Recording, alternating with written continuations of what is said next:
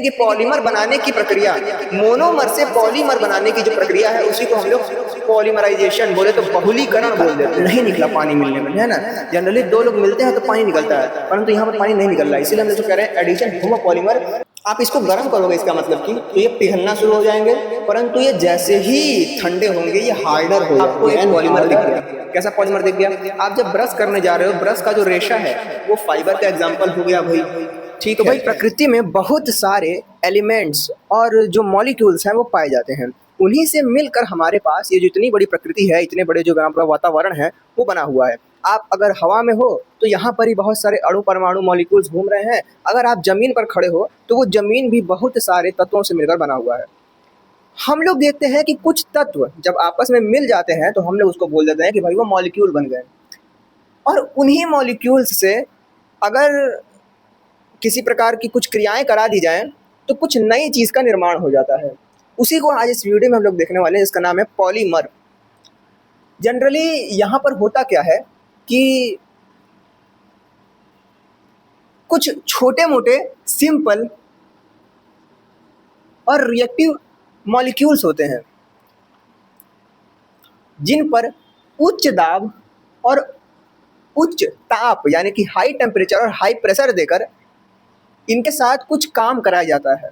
और वो काम कुछ इस प्रकार से होता है कि भाई ये डबल बॉन्ड हट जाता है और यहाँ पर अब ये एक चेन बन जाती है कि भाई आओ कोई मुझसे आगे चिपक जाओ। चूँकि कार्बन के 4 वैलेंसी होती है, एक इधर हो गई, दो H2 के साथ हो गई और एक बॉन्ड खाली रह गया, तो हम लोग इधर कुछ जोड़ सकते हैं। जब हमने हाई टेम्परेचर दिया और हाई प्रेशर दिया, तो वो हाई प्रेशर देने के कारण ये जो था वो खुला और कुछ इस तरह से हो गया। अब साइंटिस्ट लोग करते क्या है भाई, कुछ नहीं करते हैं, इसमें हम लोग देखते हैं कि कुछ और जो ऐसे जैसे मॉलिक्यूल्स हैं वो डालना शुरू कर देते हैं। जब और डालना शुरू कर देते हैं तो ये ऐसे मिलना शुरू हो जाता है और ये एक लंबी चेन इधर भी और इधर भी बढ़ना शुरू हो जाती है, और हम लोग इसी को बोल देते हैं, इस पूरी जो हमारी बन के आ रही है श्रृंखला, इसको हम लोग बोल देते हैं पॉलीमर। बस, और इसी को हम लोग आज के इस वीडियो में देखने वाले हैं, क्या होते हैं इसके प्रकार वगैरह, और छोटी मोटी बातें हैं पॉलीमर के बारे में, उसको देखकर कहानी खत्म हो जाएगी।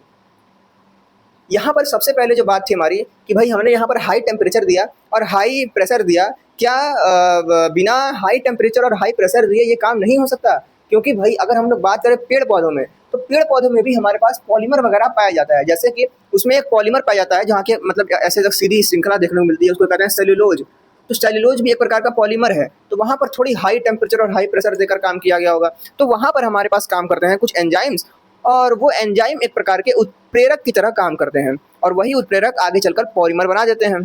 तो प्रकृति में भी पॉलीमर पाए जाते हैं और हम लोग लैब में भी इस प्रकार से पॉलीमर बना सकते हैं। यहाँ पर मैंने कुछ चीज़ें लिखी हैं, भाड़ में जाए जो लिखा होगा देखा हो जाएगा हम लोग बाद में, पहले इसको देखते हैं भाई। तो पॉलीमर हमने पहले ही देख लिया, अब इसमें कुछ छोटे मोटे टर्म्स आते हैं, उसको देख लेंगे तो मज़ा ही आ जाएगा। ठीक है, तो पॉलीमर बनाने के लिए सबसे छोटी इकाई जो है वो यहाँ पर क्या थी? यहाँ पर सबसे छोटी इकाई जो थी वो हमारे पास थी CH2 डबल बॉन्ड CH2। पहले हमने ये लिया था और इसी के साथ जो काम है वो किया था, तो हमारे पास ये लंबी चेन बननी शुरू हो गई। ये चेन, अब एक प्रश्न ये है कि भाई चेन कितनी लंबी जा सकती है?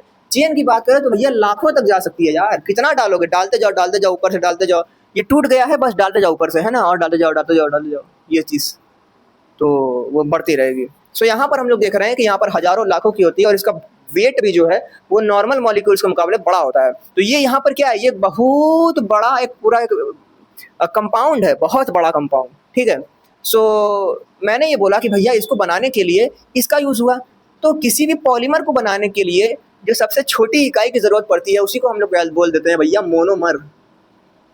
ठीक है, मोनोमर। अब जैसे कि आप यहाँ पर देख रहे हो, तो यहाँ पर क्या है भाई, एथीन है, तो एथीन है और बहुत सारे एथीन बन रहे हैं, एथीन के कारण एक पॉलीमर बन गया है। तो जो ये वाला पॉलीमर बना है, इस विशेष प्रकार के पॉलीमर को हम लोग कह देंगे पॉलीथीन। पॉलीथीन। सो जो ये मोनोमर है वो पॉलीथीन बनाने के काम आता है। ठीक है, जो मेन बात है वो यहाँ पर बताऊंगा भाई, मैं बेसिक बात बता रहा हूँ ना यार। सो कोई भी पॉलीमर है उसको बनाने के लिए सबसे छोटी इकाई, सबसे छोटा यूनिट जो ज़रूरत पड़ता है उसी को हम लोग बोलते हैं मोनोमर। उसी मोनोमर के जुड़ने पर इस तरह से बनता है। इसके बाद हम लोग बात करें, थोड़ा सा और आगे बढ़ें, तो कुछ बातें पहले और आप जान लो भाई कि भाई मोनोमर है, उसके कुछ एग्जांपल जैसे ले लो। जैसे एक मोनोमर तो यही हो गया, ठीक है, एक मोनोमर तो ये हो गया। उसके अलावा हमारे पास आता है एक, ये देखो, ये मोनोमर है CH3 CHCl, CH3 double bond CHCl। इससे हमारे पास PVC बनता है भाई। इसको हम लोग विनाइल क्लोराइड बोलते हैं भाई, इसको विनाइल क्लोराइड बोलते हैं। और यही जब बहुत सारा हो जाता है तो वहाँ पर पॉली शब्द का यूज़ कर लेते हैं और इसको बोल देते हैं पॉलीविनाइल क्लोराइड। बोले तो PVC, जो PVC की पाइपियाँ होती है ना जी, PCV लिख दिया मैंने, PVC की जो पाइप होती है वो इसी से बनी होती है। कैसा स्ट्रक्चर होता है वगैरह वगैरह, इसे हम लोग देखेंगे अभी। तो PVC की बात कर लो। उसके अलावा हमारे पास CF2 भी एक है एग्जाम्पल, CF2 भी एक एग्जाम्पल है भाई। इसको हम लोग टेट्राफ्लोरोएथीन बोल रहे हैं। और ये टेफ्लॉन, जब बहुत सारा ये मिलता है आपस में तो ये टेफ्लॉन का निर्माण करता है। तो मोनोमर तो ये हो गया। अब भाई मोनोमर जब हम लोग जोड़ रहे हैं तो एक तरीके से 2 से 10 तक की अगर जो चेन है वो बन जाती है तो उसी को हम लोग बोल देते हैं भैया, मान लो कि हमारे पास 8 गो ऐसे हो गया है, CH2 ऐसे करके 8 गो इसे हो गया है, ठीक है। ये 8 या फिर n लिख लो। जो n की वैल्यू है अगर वो 2 से 10 तक रहती है तो हम लोग उसको बोल देते हैं ओलिगोमर, ठीक है भाई, ओलिगोमर। ओलिगोमर का ऐसा कोई खास एग्जांपल नहीं है। आप माल्टोज वगैरह को ले सकते हो, परंतु वो हमारा जैवड़ू में चला जाएगा, बायोमोलिक्यूल में। तो अगर ये जो चीज़ है मोनोमर, ये टूटने के बाद इस तरीके से मान लो अगर 10 को या फिर 8 को इसे बना देती है तो उसको ओलिगोमर कहते हैं। 10 के पार जाएगी तो वो पॉलीमर हो जाता है भाई, कुछ कहानी नहीं है। तीसरी बात क्या है हमारे पास, जब ये n टाइम CH2 हो जाता है इसी को हम लोग पॉलीमर बोल देते हैं। अब हम लोग आते हैं कि हमने लिखा क्या है यहाँ पर, ठीक है। ये तो भाई पॉलीमर हो गया। और ये जो पूरी प्रक्रिया जिसके अंतर्गत हमारे पास जो पॉलीमर का निर्माण हो रहा है उसी को हम लोग बोल देते हैं पॉलीमराइजेशन। यानी कि पॉलीमर बनाने की प्रक्रिया, मोनोमर से पॉलीमर बनाने की जो प्रक्रिया है उसी को हम लोग पॉलीमराइजेशन, बोले तो बहुलीकरण बोल देते हैं। पॉलीमर मतलब बहुलक होता है। तो ये कहानी हमारे पास है। अब इसको एक बार मैं पढ़ता हूँ भाई, क्या क्या कहानी लिखी हुई है। मोनोमर अगर कोई एग्जाम में पूछ देता है तो हम लोग बोलेंगे कि मोनो का मतलब होता है सिंगल और मर का मतलब होता है यूनिट। मतलब कि एकदम सिंगल यूनिट जो है, जैसे कि CH2 हमारे पास है, ये हमारे पास हो जाएगा मोनोमर। ये कैसे होते हैं, मैंने बोला है कि भाई ये सिंपल होते हैं, स्मॉल होते हैं, रिएक्टिव होते हैं, जो कि पॉलीमर का निर्माण करते हैं और इन्हीं को हम लोग मोनोमर बोलते हैं, ठीक है भाई। They are connected to each other by covalent. अच्छा भाई, तो ये बात हम लोग को ध्यान रखनी है कि भाई ये कोवेलेंट बॉन्ड के द्वारा जुड़े होते हैं। कार्बन कार्बन के बीच में कोवेलेंट बॉन्ड होता ही है, सबको ये पता ही है। और कहीं ना कहीं देखा जाए तो अब जैसे PVC को ही ले लो यार, तोड़ के दिखाओ इस PVC को, है ना, जान निकल जाती है। सो पॉलीमर हल्की फुल्की चीज़ नहीं है, जब ये जुड़ते हैं तो ये बहुत मजबूत हो जाते हैं, ठीक है। PVC का एग्जाम्पल आप ले सकते हो। और वो जो पन्नी देखते हो आप लोग अपने घर में, वो तो आप आसानी से फाड़ सकते हो, उसको भी हम लोग देखेंगे यहाँ पर कैसी होती है वो पन्नी वगैरह। सो और देखते हैं भाई और कहानी हमारे पास। एग्जाम्पल में हम लोगों ने देख ही लिया है कि भाई पॉलीथीन बनाता है इथीन। अगर हम लोग विनाइल क्लोराइड को ले लें तो ये PVC बना देगा, पॉलीविनाइल क्लोराइड। और टेट्राफ्लोरोएथीन को ले लें, मतलब कि CF2 डबल बॉन्ड CF2 को ले लें तो ये टेफ्लॉन बना देगा भाई। ओलिगोमर की बात करें तो कुछ नहीं है भाई, जो हमारा 1 लाख यानी कि मोनोमर है, यही अगर 10-20 हो जाए, 10-20 नहीं मतलब 2 से 10 के बीच में हो जाए तो हम लोग उसको बोल देते हैं फ्यू। समझ रहे हो भाई, ओलिगोमर, ओलिगो यानी कि फ्यू यानी कि सम यानी कि कुछ का मतलब 2 से 10 के बीच में बात हो रही है, यूजुअली 2 से 10। तो यहाँ पर कहानी यह है कि an oligomer is molecule that contains a few monomer unit, usually 2 से 10। खत्म कहानी भाई। ये एक प्रकार के मध्यवर्ती की तरह होते हैं जो कि पॉलीमराइजेशन के अंतर्गत बनते हैं, पॉलीमराइजेशन के समय बनते हैं, ठीक है। मतलब कि पॉलीमर बन रहा है 10 8 से अगर 10 अभी बन गया है तो उसी को कह देंगे ओलिगोमर। ये बहुत कम समय के लिए बनते हैं क्योंकि घचा जो ऊपर से जो है कि वो लोग डालते हुए तो रहते हैं CH2 डबल बॉन्ड CH2, फिर अंदर आता है, टूटता है, जुड़ता है, और कहानी पड़ा कहानी होती है भाई। सो ये इंटरमीडिएट की तरह होते हैं, ठीक है। In the process of making polymer बनाने का जो प्रोसेस होता है उसके बीच में बनते हैं भाई। अब मेन कहानी आती है पॉलीमर की। पॉलीमर के बारे में लिखने के लिए प्रीवियस ईयर में पूछा है, इधर ही पूछ सकता है भाई। सो पॉली का मतलब होता है मेनी और मर का मतलब होता है यूनिट। एक नंबर तो भाई मतलब एक लाइन तो आपका इसी से भर जाएगा, ठीक है। उसके अलावा भाई मोनोमर से पॉलीमर बनाने की जो तकनीक है उसको पॉलीमराइजेशन कहते हैं, ठीक है। हाँ, जब आप बहुत सारे मोनोमर आपस में जुड़ते हैं तो वही पॉलीमर बनाते हैं, बस कहानी खत्म है, ये परिभाषा। अब पॉलीमर इज जायंट मॉलिक्यूल, ठीक है, जियांट नहीं है, जायंट लिखा है ससुरा, गजब कहानी लगता है अंग्रेजी लोग का भी। जियांट नहीं है, जायंट पढ़ते हैं इसको।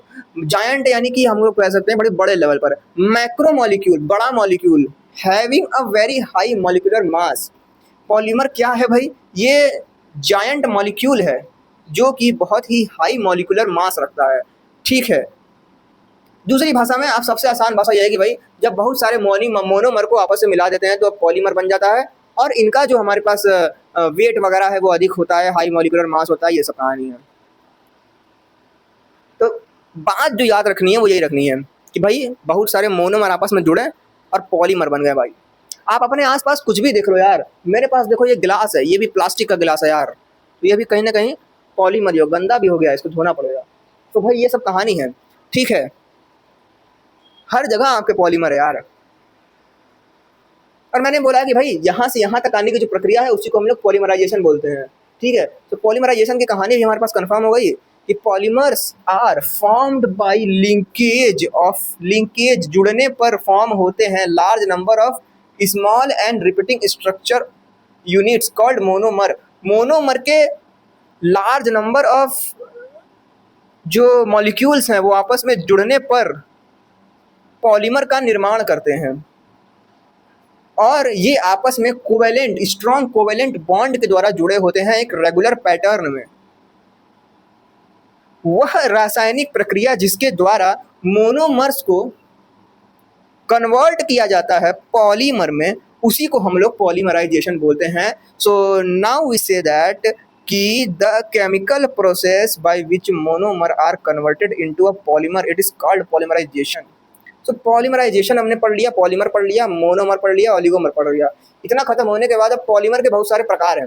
अरे मैंने बोला है कि भाई ये हमारे पास पौधों में पाया जाता है, कहाँ गया पॉलीमर? पॉलीमर हमारे पास पौधों में पाया जाता है, हम लोग इंसान ही बनाते हैं। तो अरे सब कुछ सेम थोड़ी होगा भाई, कुछ प्रकार भी तो होंगे कि भाई कोई पॉलीमर है जो सीधे सीधे ऐसे ऐसे है, कोई पॉलीमर है कि भाई ऐसे ऐसे है, कोई पॉलीमर है कि भाई एकदम पूरा खतरनाक तरीके से पूरा एकदम जाल बना लिया है, ठीक है। तो ये सब देखेंगे ना हम लोग। कुछ पॉलीमर है जो नेचर में बनते हैं, कुछ पॉलीमर है जो नेचर में बने हुए हैं, उसमें हल्का सा परिवर्तन कर देता है इंसान और उससे वो कुछ नया पॉलीमर बना देता है।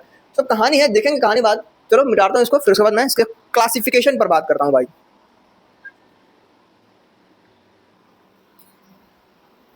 तो आओ भाई अब क्लासिफिकेशन की बात करते हैं कि भाई ये जो है कैसे जो है इसका मतलब प्रकार वगैरह है। तो अगर प्रकारों की बात करें तो पहले हम लोग लिखेंगे क्लासिफिकेशन।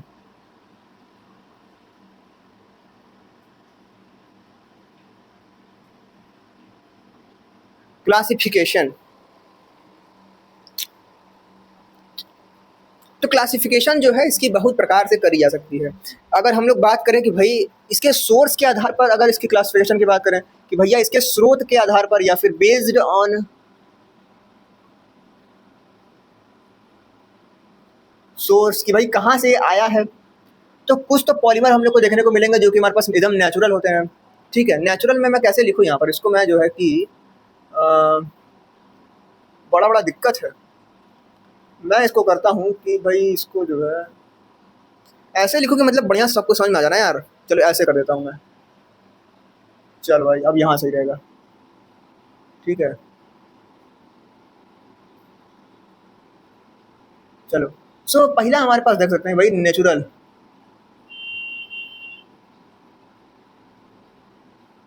नेचुरल पॉलीमर हम लोग को देखने को मिलता है। नेचुरल पॉलीमर यानी कि जो प्योरली एकदम नेचर से मिला हुआ है यार, इसमें तो कोई बात ही नहीं है कि बताया जाए इसमें कुछ।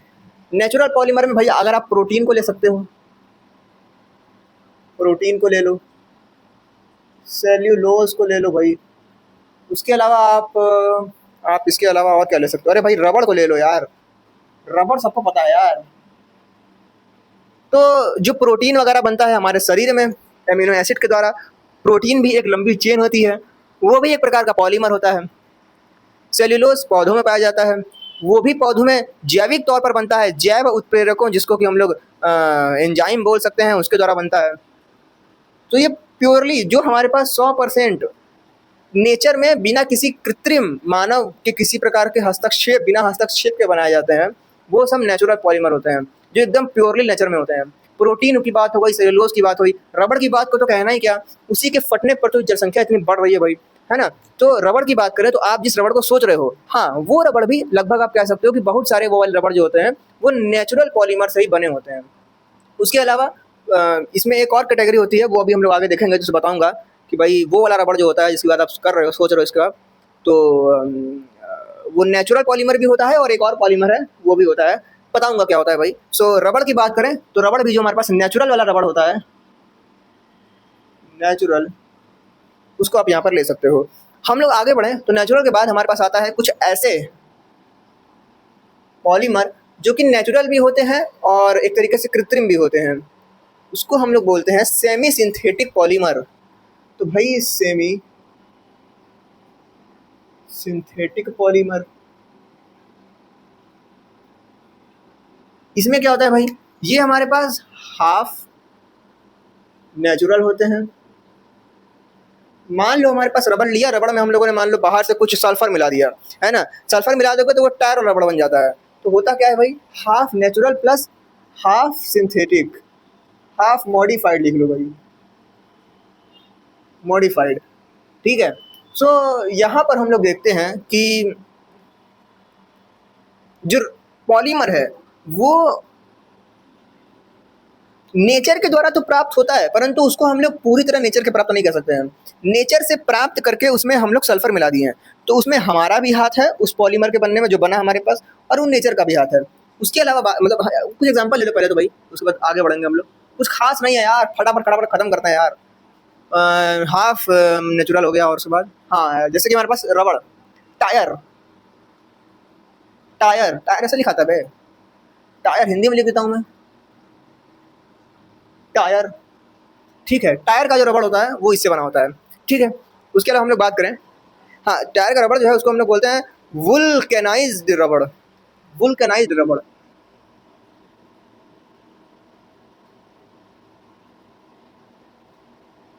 सो ये कहानी है भाई। इसके अलावा हम लोग आगे बात करें तो अब तो भैया जब हमारे पास आ गया एकदम नेचुरल, उसके बाद भैया आधा नेचुरल, उसके बाद भैया पूरी तरह से इंसानियों के द्वारा बनाया गया पॉलीमर, बोले तो fully synthetic polymer, synthetic polymer, ठीक है, इसको बोलेंगे synthetic polymer, synthetic polymer, synthetic polymer.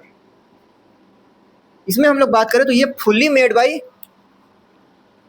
Artificially लिख सकते हो, या फिर आप यहाँ पर हाँ हाँ मेकिंग लैब्स लिख सकते हो भाई, शॉर्ट भाषा में मेकिंग इन लैब्स। भाई ये पूरी तरह से लैब में बनाए जाते हैं।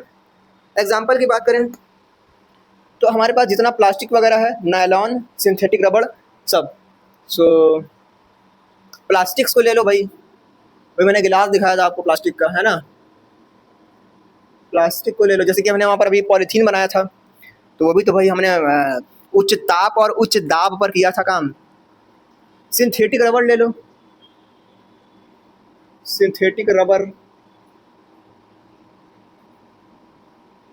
उसके अलावा हमारे पास आप और क्या ले सकते हो भाई, फाइबर, नायलॉन वगैरह ले लो यार, मतलब एग्जाम्पल वगैरह हैं और क्या। ये सब जो है वो फुल्ली एकदम ह्यूमन मेड होते हैं भाई, प्रकृति का इसमें बहुत हाथ नहीं होता, प्रकृति से बस सामान लिया जाता है और उसको बनाया जाता है। तो ये तीन तो हमारे पास हो गए क्लासिफिकेशन बेस्ड ऑन सोर्स। उसके अलावा अगर हम बात करें तो एक और क्लासिफिकेशन होता है बेस्ड ऑन स्ट्रक्चर। अभी 4-5 तो देखेंगे हम लोग, based on source, based on structure और बेस्ड ऑन इलास्टिसिटी वगैरह वगैरह करके। तो बेस्ड ऑन स्ट्रक्चर, क्या लिख रहा हूँ मैं ये, स्ट्रक्चर, बेस्ड ऑन स्ट्रक्चर की बात करें तो भाई इसको हम लोग लिखेंगे यहाँ पर, ठीक है। अब इसको देखो मैं यहाँ से ऐसे ऐसे कर देता हूँ, ठीक है। सो यहाँ पर हमारे पास हो जाएगा पहला नंबर, जो बेस्ड ऑन स्ट्रक्चर है उसके हिसाब से देखा जाए तो हमारे पास आता है कि कुछ ऐसे स्ट्रक्चर जो कि एकदम लीनियर वाले होते हैं, तो लीनियर वाले को कह देंगे लीनियर पॉलीमर, ठीक है। तो पहला नंबर हम लोग देखेंगे लीनियर पॉलीमर। इस आज घाम नहीं है तब वो गर्मी लग रहा है। तो तो लीनियर पॉलीमर में क्या होता है भाई, एकदम लीनियर होता है यार। जैसे कि हम लोगों ने पॉलीथीन को देखा था, वो एकदम लीनियर था, नहीं एकदम सीधे जा रहा था, है ना, कोई ऐसा नहीं कि कोई बाहर से उसमें कूदा है, ऐसा कुछ नहीं था। तो लीनियर में जब हम लोग बात करते हैं तो जो हमारे पास मोनोमर यूनिट्स हैं वो ज्वाइंट होती हैं एक स्ट्रेट लाइन में, है ना, स्ट्रेट लाइन या कंटिन्यूअस चेन में ज्वाइंट होती हैं। तो monomer units are joint together here the monomer units. क्या है भाई मोनोमर, अगर मान लो एग्जाम में लिखने को आ जाए तो भाई बना के लिख सकते हो ना यार, फीलिंग समझो, फीलिंग।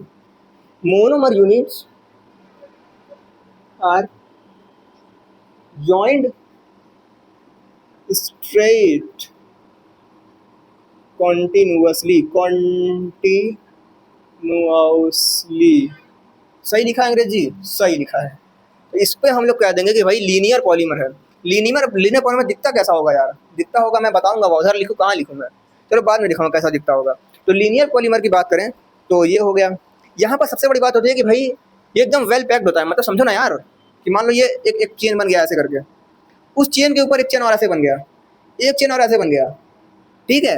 तो इससे होगा क्या कि एकदम वेल पैक्ड है एकदम, है ना, किसी प्रकार का दिक्कत नहीं है। तोड़ के दिखाओ इसको, तोड़ के दिखाओ, छीन के दिखाओ, नहीं छीन पाओगे, ठीक है। तो ये थोड़ा सा मतलब कठोर होती हैं। सो स्ट्रेट में हम लोग बात करें, सो यहाँ पर वेल पैक्ड स्ट्रक्चर देखने को मिलता है। शॉर्ट में आप लिख सकते हो यहाँ पर कि भैया यहाँ पर ये वेल पैक्ड स्ट्रक्चर देखने को मिलता है। इसको मिटाता हूँ भाई मैं, ठीक है। अब वेल पैक्ड स्ट्रक्चर है तो इसका एग्जांपल भी हमें लिखना पड़ेगा, और एग्जांपल भाई धाकड़ एग्जांपल है। पीवीसी को ले लो यार, पीवीसी को ले लो। पीवीसी के अलावा हमारे पास नायलॉन्स को ले लो, पॉलीविनाइल क्लोराइड, है ना जी, नायलॉन्स को ले लो भाई, नायलॉन। और हमारे पास एक और देखने को मिलता है जिसको कि हम लोग बोलते हैं high density polythene, HDPE, high density polythene.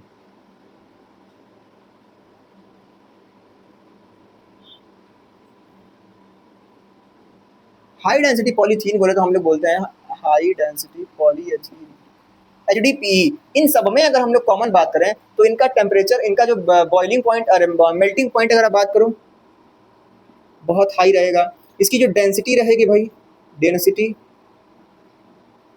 वो बहुत हाई रहेगी, ठीक है। क्यों? क्योंकि यहाँ पर हमारे पास वेल पैक्ड स्ट्रक्चर देखने को मिलता है, ठीक है, इसलिए। तो इसका melting point, boiling point high रहता है और ये मजबूत रहती है भाई, ठीक है। वेल पैक्ड स्ट्रक्चर होता है इसलिए ये मजबूत होती है। क्या होती है भाई? मजबूत होती है। तो ये कहानी हम लोग को लीनियर पॉलीमर के बारे में याद रखना है। इसके थोड़ा सा और आगे बढ़ें तो इसके बाद आता है कुछ ऐसे पॉलीमर जो लीनियर तो होते हैं परंतु थोड़ा सा कहीं कहीं से चूरी चकारी कर लेते हैं। लीनियर एकदम सीधे जा रहा था, इसके बाद वाला पॉलीमर जो है वो चोरी चकारी ये कर रहा है कि सीधे जा रहा है, हल्का हल्का उधर भाग रहा है, इधर भाग रहा है, इधर भाग रहा है, समझ रहे हो भाई, ऐसे ऐसे करके। ये कुछ ऐसे है कि भाई स्कूल से घर जा रहे हो तो सीधे जा रहे हो लीनियर, और अगर तुम मतलब रास्ते में थोड़ा सा उधर वाली के पास, उधर वाली के पास, इधर वाली के पास, उधर हाल चल लेते जा रहे हो तो उसको हम लोग बोल देंगे भैया ब्रांच्ड, या फिर इसको ब्रांच्ड चेन पॉलीमर बोल देंगे, ठीक है। तो चूंकि ब्रांच्ड में है तो इसको हम लोग बोल देंगे branched chain polymer, branched chain polymer बोल देंगे भाई। इसमें होता क्या है, मोनोमर यूनिट्स जो हैं वो आपस में ज्वाइंट तो होती हैं लीनियरली, परंतु यहाँ पर they are also contains side branches of different length. कुछ नहीं करना है, they are linear but they also have side branches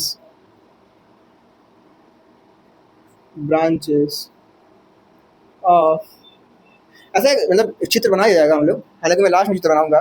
तो हम लोग क्या कहेंगे, they are linear but they are also have side branches of different length.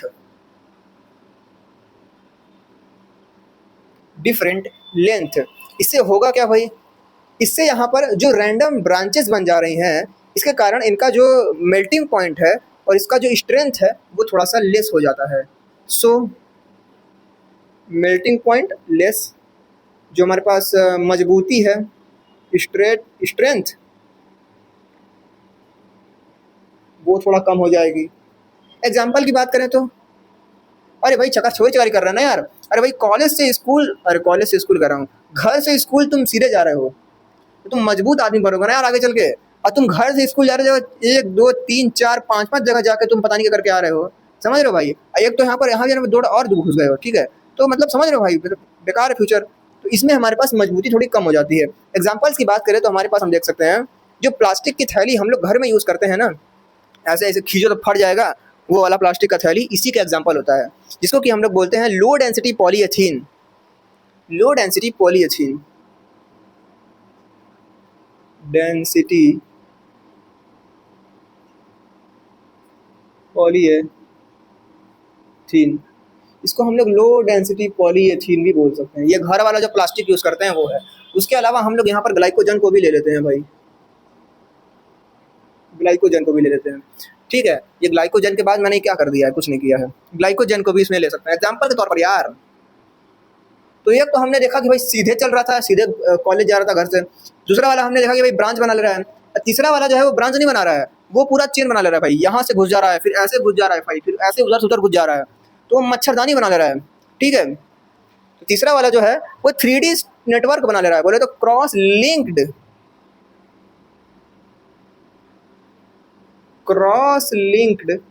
या 3D नेटवर्क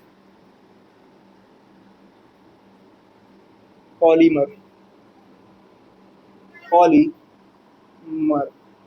क्रॉस लिंक्ड या 3D नेटवर्क पॉलीमर में ये हो रहा है कि भाई दे आर नॉट स्ट्रेट। हम लोग देख रहे हैं कि here the initially form linear chains are joined together by strong covalent bond.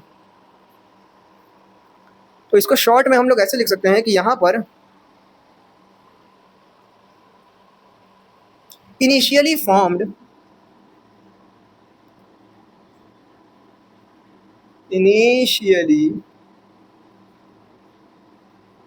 Linear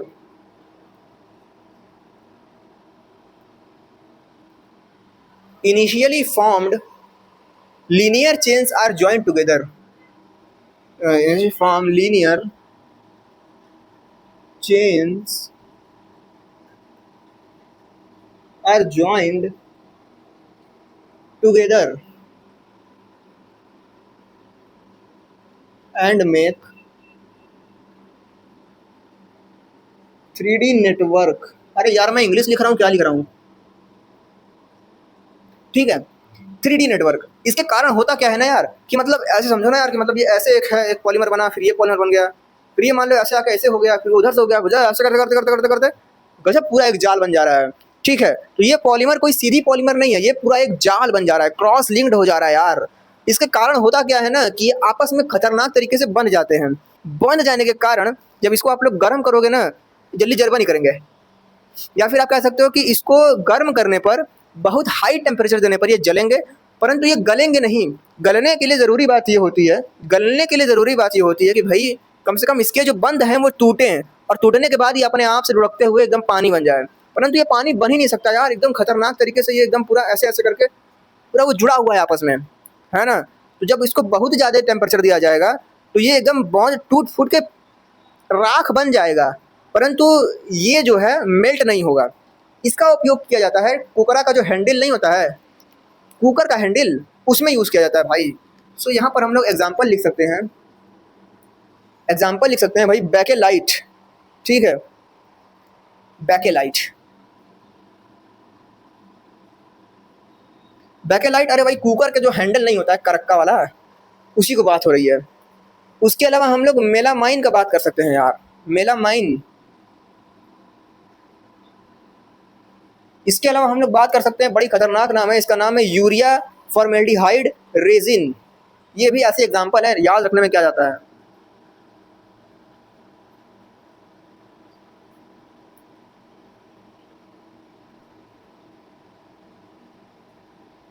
resin, तो ऐसे एग्जाम्पल है, याद रखना है। अब भाई समझते हैं पहला वाले को। पहला वाला कैसा दिखेगा भाई, ऐसा दिखेगा कुछ, एक के ऊपर एक, ऐसे ऐसे ऐसे ऐसे ऐसे ऐसे ऐसे ऐसे। दूसरा वाला कैसा दिखेगा भाई, दूसरा वाला दिखेगा कुछ ऐसे, ऐसे ऐसे ऐसे, फिर ऐसे ऐसे, ऐसे ऐसे हो गया है। ठीक है भाई, समझ रहे हो, ऐसे हो गया है। ठीक है, इस तरीके से हो गया भाई वो। और तीसरे वाले की बात करें तो कुछ ही बना दो, मच्छरदानी बना दो। ठीक है, मच्छरदानी बना दो भाई।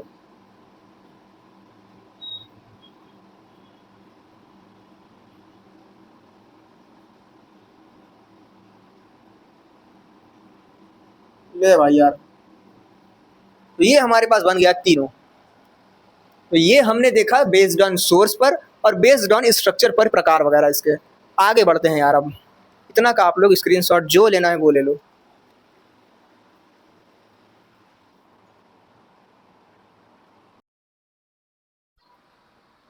तो भाई हमारा जो नेक्स्ट क्लासिफिकेशन है वो है हमारे पास पॉलीमराइजेशन, यानी कि बहुलीकरण के आधार पर क्लासिफिकेशन।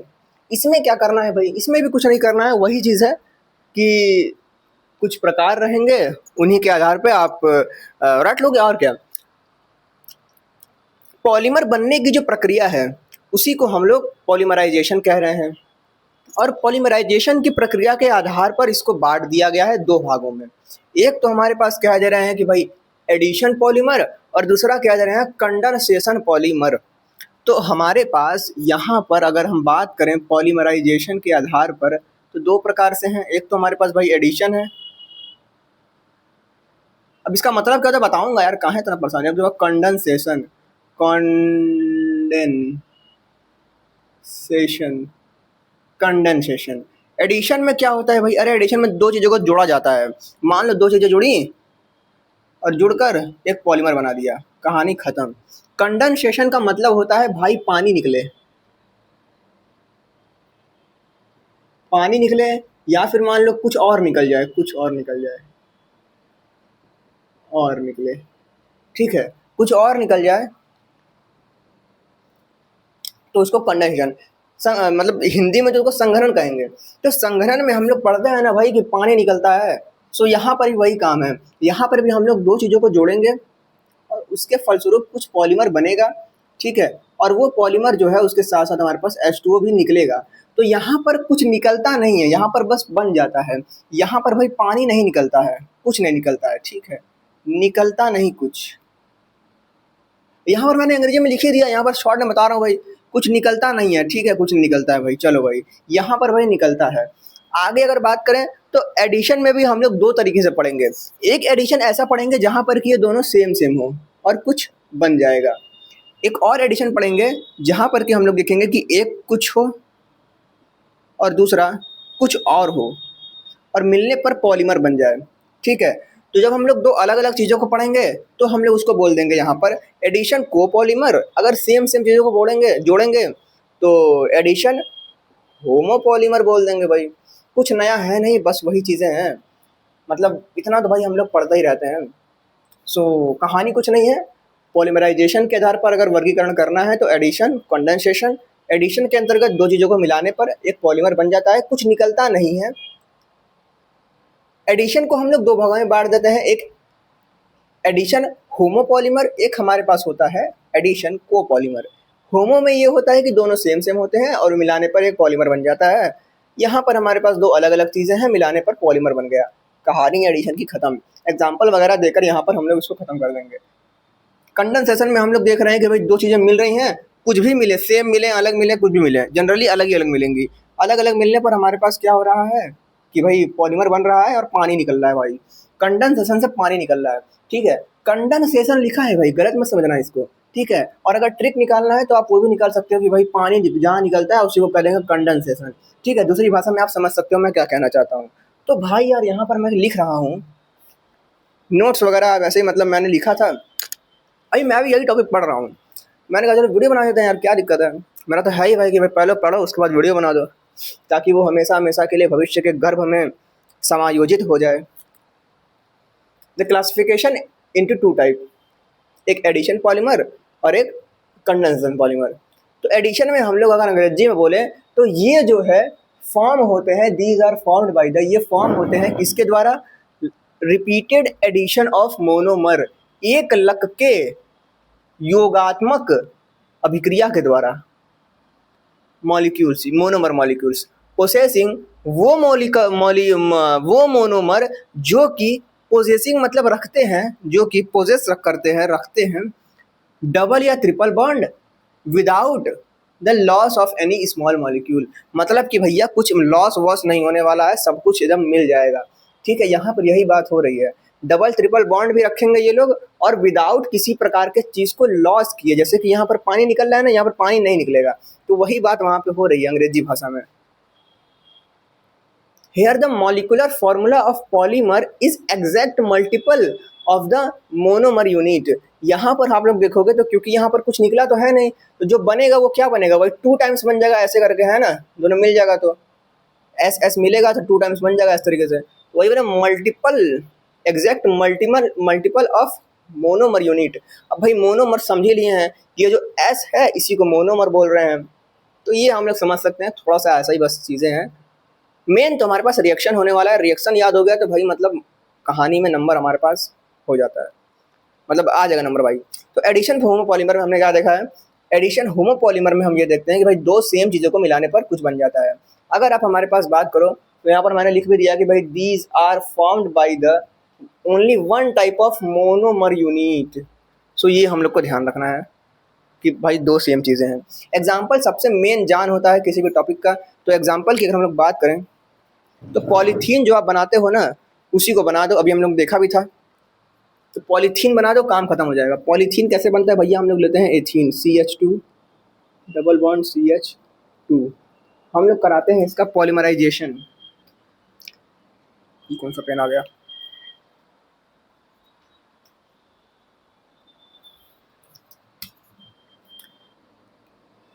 पॉलीमराइजेशन करा देंगे भाई, पॉलीमराइजेशन। पॉलीमराइजेशन मतलब कि अरे भैया दोनों मिलाने जा रहे हो ना, तो इसको क्या करोगे, अरे भैया हाई टेम्परेचर दोगे, टेम्परेचर हाई और प्रेशर भी हाई, जोर से दबाओ, जोर से टेम्परेचर दो, और कुछ उत्प्रेरक वगैरह डालना है तो वो डाल दो, उस पूरी प्रक्रिया को सीधे तौर पर पॉलीमराइजेशन लिख दो, कहानी खत्म यार। कौन लिखने जाए टेम्परेचर हाई और ये सब। तो हमारे पास होगा क्या, ये टूटेगा, टूटेगा तो हमारे पास CH2 ऐसे ऐसे हो जाएगा। अब देखो भाई इसके पास 3, अरे भैया ऐसे समझो ना, 1 2 3 H2, ठीक है। यहाँ पर डबल बॉन्ड था, सब कुछ सही था, डबल बॉन्ड मैंने हटा दिया, क्यों, क्योंकि टेम्परेचर और ये सब दे दिया, प्रेशर वगैरह। तो हुआ क्या, एक H यहाँ रहा, एक H यहाँ रहा, एक H यहाँ रहा, एक H यहाँ रहा। तो हम लोग देखें तो ये वाला खाली जगह है ना, ये वाला जगह तो खाली है ना जी, यहाँ पर कोई आके बैठ सकता है। तो हम लोग देखेंगे कि कुछ बैठता नहीं है, एक ऐसा ही दिखने वाला था तो आगे बैठ जाएगा कुछ इस तरीके से, CH CH H इस तरीके से। इधर खाली जगह है तो सेम ऐसा ही घुस के आ जाएगा, ऐसे करके, ऐसे CH2 CH2 फिर CH2 ऐसे घुसे रहेगा। तो एक पूरी लंबी सी चेन बन जाएगी, उसी को हम लोग कह देंगे पॉलीथीन। अब पॉलीथीन कितनी भी लंबी हो सकती है, उसमें हज़ारों कार्बन, लाखों कार्बन भी हो सकते हैं। सो यहाँ पर हमारे पास बात बन गई है पॉलीथीन की। पॉलीथीन अगर हाई डेंसिटी का रहेगा तो उसको हाई डेंसिटी वाला बोल देंगे, अगर पॉलीथीन लो डेंसिटी का रहेगा तो उसको लो डेंसिटी वाला बोल देंगे। तो यहाँ पर क्या बन जाएगा भाई, कुछ नहीं बनेगा, यहाँ पर मैं बन जाएगा CH ऐसे करो, CH ऐसे करो, ऐसे करो, ऐसे करो, ऐसे करो, यहाँ पर N लिख दो। यहाँ पर इसको आप लिख सकते हो पॉलीथीन, नीचे लिखूंगा तो नीचे यहाँ पर लिखने में दिक्कत होगा, ठीक है, इसको मैं ऐसे कर देता हूँ, पॉलीथीन। और ये सबको पता है, तो गधा बता देगा भाई एथीन है ये, ठीक है। इसके अलावा एक और एग्जांपल आप लेना चाहो तो आप यहाँ पर प्रोपिलीन का ले सकते हो, कॉमन भाषा में इसको प्रोपिलीन बोलते हैं, यानी कि हमारे पास CH2 double bond CH single bond CH3, तो इसको आपने लिया है और इसको हम लोग प्रोपिलीन बोल रहे हैं, ठीक है, प्रोपिलीन, ठीक है। सेम वही काम करा दो भैया, पॉलीमराइजेशन करा दो, पॉलीमराइजेशन करा दो। पॉलीमराइजेशन करा दोगे तो हमारे पास क्या हो जाएगा भाई, पॉलीमराइजेशन कराने पर हमारे पास यहाँ पर आप कह सकते हो CH2 double bond CH single bond CH3 है। अरे कुछ नहीं होगा यार, यहाँ से डबल बॉन्ड हटेगा और यहाँ पर एक जगह बन जाएगा, ठीक है। और यहाँ पर भी देखो भैया, यहाँ पर एक H ऐसे लगा हुआ है ना, बात तो मानते हो ना मेरी यार। तो यहाँ पर एक जगह खाली बचेगा ना, जगह जो खाली बचेगा उसको पाने के लिए कोई तो आएगा, समझ रहे हो बात को। सो भाई यहाँ पर भी खाली, यहाँ पर भी खाली, तो अब ये ऐसे लटक जाएगा और यहाँ से चेंज उड़ना शुरू हो जाएगा, ढेर सारा ढेर सारा ढेर सारा, और ये लटका रहेगा ऐसे करके। तो ओवरऑल बनेगा कैसा चीज़, बनेगा कुछ ऐसा। इसको मिटा दूँ,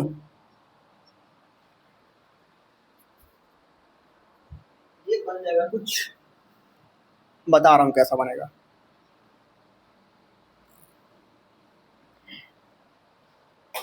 मैं बोल रहा हूँ पहले हमारे पास CH रहेगा, इधर खाली रहेगा, या फिर थोड़ा बीच में ही बनाओ, इधर खाली रहेगा, CH2 रहेगा ये, और यहाँ पर CH रहेगा जो कि इधर से खाली रहेगा, और CH के साथ इधर CH3 था, ठीक है। और इधर जगह खाली हो रहा था, मैं इस CH3 को ऊपर टांग दे रहा हूँ ऐसे, और इसको ऐसे जगह खाली कर दे रहा हूँ, ठीक है। तो यहाँ पर हो रहा है ना काम भाई। हालांकि यहाँ पर ये जो H है, H से नहीं जुड़ेगा, जो भी जुड़ेगा उस कार्बन से जुड़ेगा, परंतु ठीक है लिख दे रहा हूँ यार, ठीक है। सो अब यहाँ पर ये कुछ ऐसे हो जाएगा, इधर जोड़, इतना इधर से कितना भी जोड़ दो, इसको इधर से कितना भी जोड़ दो, कुछ करते नहीं है। ऐसा ही ऐसा अणु और होता है वहाँ पर, n टाइम्स अणु होते हैं ना भाई, 1 2 3 4 50 ऐसे। तो जो 50 है वो आपस में मिलना शुरू हो जाएंगे। कैसे शुरू हो जाएंगे भाई, CH2 single bond CH CH3, और कुछ ऐसे खुल जाएगा ये, फिर यहाँ पर CH2 CH CH3, फिर ये ऐसे जुड़ता रहेगा। मैं कह रहा हूँ कि n टाइम तक जुड़ेगा, ठीक है। तो हम लोग कहेंगे कि अभी इसको बताता हूँ कैसे करेंगे।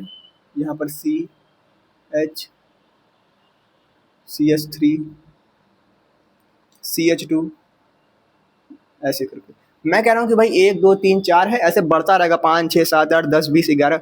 सो उसको शॉर्ट फॉर्म में आप लिख दो कि भैया हमको नहीं पता ये कितना दूर तक जाएगा, इसको हम लोग कुछ ऐसे लिख देते हैं कि यहाँ पर n लिख दो, कहानियाँ ख़त्म करो यार, उठाकर फेंक दो इसको जो है कि।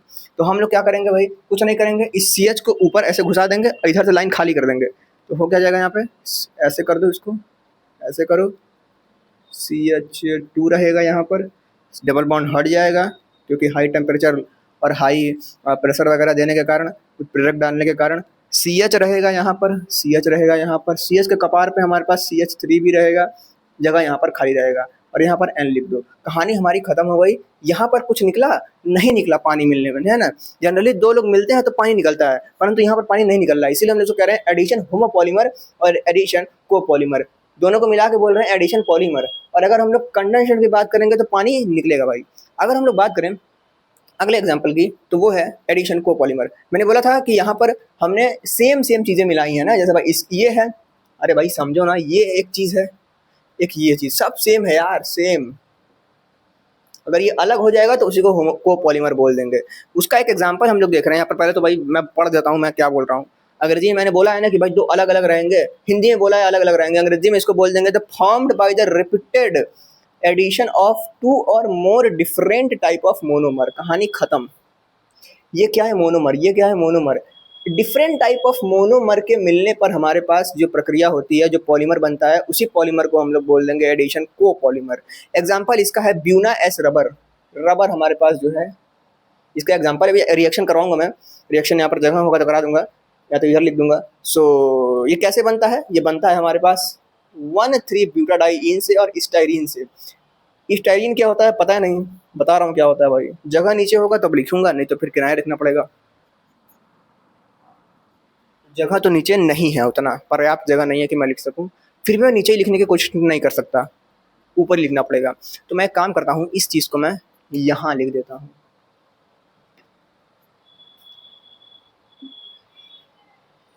ठीक है। इसका एग्जाम्पल जो है मैं ऊपर लिख रहा हूँ, मिटा दूँ पहले इसको। चलो भाई तो अब करते हैं। यहाँ पर बोल रहा है कि ब्यूना एस बनाने के लिए हम लोग लेंगे 1 और 3 पर ब्यूटाडाइईन। ब्यूटाडाई, ब्यूटा मतलब कि ब्यूट, यानी कि हमारे पास रहेगा n टाइम्स हम लोग ले लेंगे ब्यूट। ब्यूट मतलब 4 कार्बन, बोले तो CH और 2, इस पर हमारे पास डबल बॉन्ड है तो ये ऐसे हो जाएगा, ये ऐसे हो जाएगा, ये ऐसे हो जाएगा, और ये ऐसे हो जाएगा, डबल बॉन्ड यहाँ पर भी रहेगा, ठीक है। प्लस हमको बोला जा रहा है स्टायरीन लेने के लिए। तो स्टायरीन की बात करें तो हमारे पास हो जाएगा कुछ ऐसे CH डबल बॉन्ड CH2 और यहाँ से निकल जाएगा ये बेंजीन, ये दोनों। अब देखो भाई मैंने यहाँ पर कांड कर दिया है, कांड कर दिया कि भाई मतलब इस प्लस में मैंने कैसे कर दिया है, ठीक है। सो मैं इसको काम करता हूँ, इसको उठाता हूँ मैं, ठीक है। सुंदर लगना चाहिए ना यार, मतलब समझ रहे बात को। प्लस में ये थोड़ा ऐसे होना चाहिए ऊपर की तरफ, ठीक है। बीच में काम किया जाता है, ऊपर थोड़ी, मतलब समझ रहे बात को। CH डबल बॉन्ड CH2, कुछ नहीं करना है यार, इसको हम लोग पॉलीमराइजेशन करा देंगे, ठीक है। पॉलीमराइजेशन करा दोनों मिल जाएगा। बस यहाँ पर बात ये है कि दो अलग अलग चीज़ों को हम मिला रहे हैं, ठीक है। इसको भी हम लोग एन टाइम लेंगे, एन टाइम ले मैंने नहीं लिखा, गजब आदमी हूँ मैं यार, मतलब CH2 इसको ऐसे थोड़ा शॉर्ट कर दूँ, प्लस में एन टाइम हम लोग ले लेंगे ये, ठीक है। ब्रैकेट नहीं बनाता हूँ मैं, चलो यार ब्रैकेट बनाओ ना बनाओ कोई बात नहीं है, आप यहाँ पर ही ब्रैकेट बनाओ ना बनाओ कोई बात नहीं है। हाँ बस लास्ट में ब्रैकेट बनाना पड़ेगा जब उत्पाद बनेगा तब। तो भाई पॉलीमराइजेशन होगा, रेड कलर से बनाओ यार, पॉलीमराइजेशन होगा, मराइजेशन होगा, ठीक है। लिख लेना यार, ठीक है। पॉलीमराइजेशन हुआ और उसके फलस्वरूप, अरे लिख ही देता हूँ यार,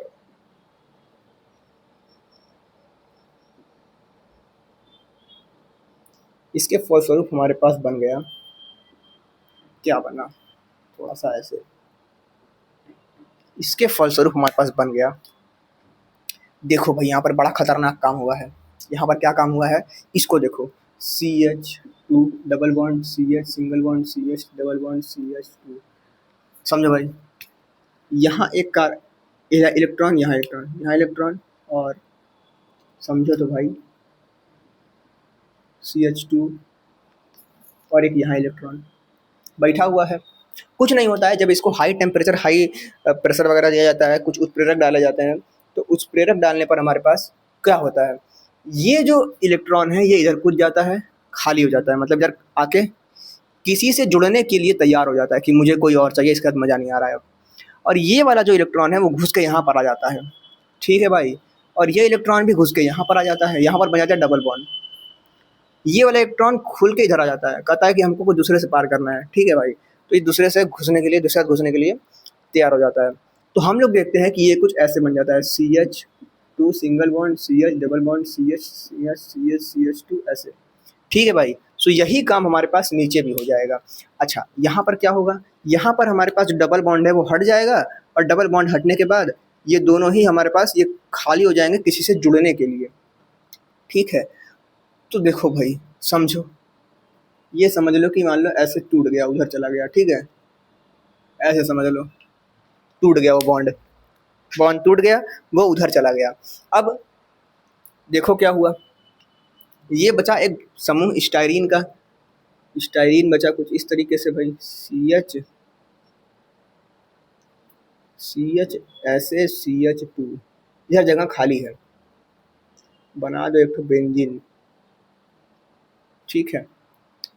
सो इधर जगह खाली है, इसको ऐसे कर दो, इसको को पॉलीमराइजेशन लिख दो भाई। पॉलीमराइजेशन तो हो रहा है परंतु इसको को पॉलीमराइजेशन बोलेंगे, ठीक है, समझो भाई। अब ये आके इसमें जुड़ेगा, जोड़ दो, मैंने बोला ये थोड़ी जुड़ेगा, इसमें ये काम हुआ है ना, तो ये चीज़ जुड़ेगा आकर। तो एज इट इज इसको उठा के यहाँ पे जोड़ दो, ये जो ये खुला हुआ है ना, ये आके यहाँ जुड़ जाएगा, तो हो जाएगा CH2 single bond CH double bond CH single bond CH2। अब समझो भैया, ये यहाँ से जुड़ने के लिए स्वतंत्र है, ये यहाँ से जुड़ने के लिए स्वतंत्र है, डब्बा बना दो और लिख दो N। क्यों, क्योंकि अब ऐसे ही ऐसे लोग जो है इसके तरह ही आकर कॉपी पेस्ट होते रहेंगे, ऐसे फिर एक ऐसे फिर एक ऐसे, कैसे होता है बता ही दिया मैंने, ठीक है। तो यहाँ पर N टाइम्स ये बनना शुरू हो जाएगा, जो बन रहा है उसी को हम लोग बोल रहे हैं ब्यूना एस रबर। ये रबड़ है, ये रबड़ बन जाएगा और आप इसको टायर वगैरह में जहाँ मन तहाँ यूज़ कर लो, ठीक है भाई। चलो भाई, सो हमारे पास ये हो गया एक एग्जाम्पल, स्क्रीनशॉट ले लो, हालांकि इसका एग्जाम्पल मैं नीचे कर ही दूंगा। चलो भाई, सो अब हम लोग देखते हैं कि भाई कंडेंसेशन क्या होता है। कंडेंसेशन में सबको पता है क्या होता है, पानी निकलता है यार, ठीक है। तो these are formed by these are formed by repeated condensation reaction between two bifunctional या ट्राई फंक्शनल, जिसमें हमारे पास दो फंक्शनल ग्रुप हों, ट्राई फंक्शनल ग्रुप हों, जैसे भी हों वैसे मोनोमर। इसको मत लिखो तो भी चल जाएगा यार, लिख दो मोनोमर यूनिट, कोई नहीं काटने वाला, इतना थोड़ी कौन देखता है। मोनोमर से मतलब है ना यार, विथ द एलिमिनेशन रिड्यूशन, मतलब विलोपन करने पर, एलिमिनेशन हटाने पर, एलिमिनेट करने पर स्मॉल मॉलिक्यूल्स को, स्मॉल मॉलिक्यूल्स पानी भी हो सकते हैं, OH भी हो सकते हैं, एमीन भी हो सकते हैं, इस तरीके से हमारे पास हो सकते हैं। तो these are found by the repeated, मैं बता दिया है क्या होता है यार, पानी निकलता है, सीधी सी बात है। अब यहाँ पर हम लोग बनाएंगे नायलॉन, जिससे आप गुड्डी उड़ाते हो ना, वही वाला नायलॉन, जिससे रस्सियाँ बनती हैं, नायलॉन की रस्सी, तो वो हम लोग देखने वाले हैं। यहाँ पर हम लोग लेते हैं दो चीज़ों को, बड़ी खतरनाक चीज़ है, ध्यान रखना है। दो चीज़ें लेंगे, उन दोनों में ही 6 कार्बन होते हैं, ठीक है। दो चीज़ें लेंगे, उन दोनों में ही 6 कार्बन होंगे। एक हम लोग लेंगे हेक्सा मेथिल डाइमीन, ठीक है। तो हेक्सा मेथिल डाइमीन ले लिया जाए। हेक्सा मेथिल डाइमीन का मतलब कि 6 कार्बन की श्रृंखला, 1 2 3 4 5 6, 1 2 3 3 6, NH3 NH3 NH3 नहीं, NH2 रहेगा ना, NH2। ये पूरे को मिलाकर हम लोग कुछ ऐसे लिख सकते हैं, ऐसे लिख सकते हैं, NH2 रहे यहाँ पर, ठीक है भाई, NH2 रहे यहाँ पर, और सी, हमारे भैया CH2 यहाँ पर रहेगा। इस पूरे को CH2 6 टाइम लिख दो ना, क्या दिक्कत है, 6 टाइम लिख दो। और यहाँ पर हमारे पास NH2 बच ही रहा है, ये पूरा हम लोग N टाइम लेंगे तो लिख दो बाहर N, प्लस में हमारे पास बचेगा एक और टर्म, इसको कहते हैं एडिपिक एसिड, ठीक। इसको नहीं कहते हैं, इसको तो हम लोग बोल दिए हैं भाई कि हेक्सा मेथिल डाइमीन। एक और होता है एडिपिक एसिड, बोले तो COOH, COOH, इधर रहेगा हमारे पास CH2 4 टाइम रहेगा, ठीक है, कुछ ऐसे समझो, COOH, ये बन रहा है हमारे पास, ठीक है। इसको एक में करके हम लोग यहाँ पर लिख देते हैं, कैसे लिखेंगे, COS तो रहेगा, COOH तो रहेगा भाई, ये जुड़ा रहेगा 4 ठो CH2 से, 4 गो CH2 से, एक इधर भी जुड़ा रहेगा COOH। इसको मैं ध्यान से, मैं थोड़ा मतलब बढ़िया से बताऊँ ना, तो एक काम करो ना, इसको COH को ऐसे भी लिख सकते हो ना यार, COH ऐसे डबल बॉन्ड, इधर OH डबल बॉन्ड, इधर OH, तो ऐसे लिख दो तो ज़्यादा बेहतर रहेगा, समझने के लिए बेहतर रहेगा, ठीक है, नहीं तो फिर रिएक्शन पगला जाओगे आदमी, मतलब C डबल बॉन्ड O, इधर OH, इधर भी हमारे पास C डबल बॉन्ड O, इधर OH, ठीक है भाई। और इसको भी गर्मी देते हैं, गर्मी देते हैं लगभग 526 केल्विन का, ठीक है। N लिख दो यहाँ पे, कहानी हो गई। अब इन दोनों का रिएक्शन कराएंगे तो हमारे पास हो जाएगा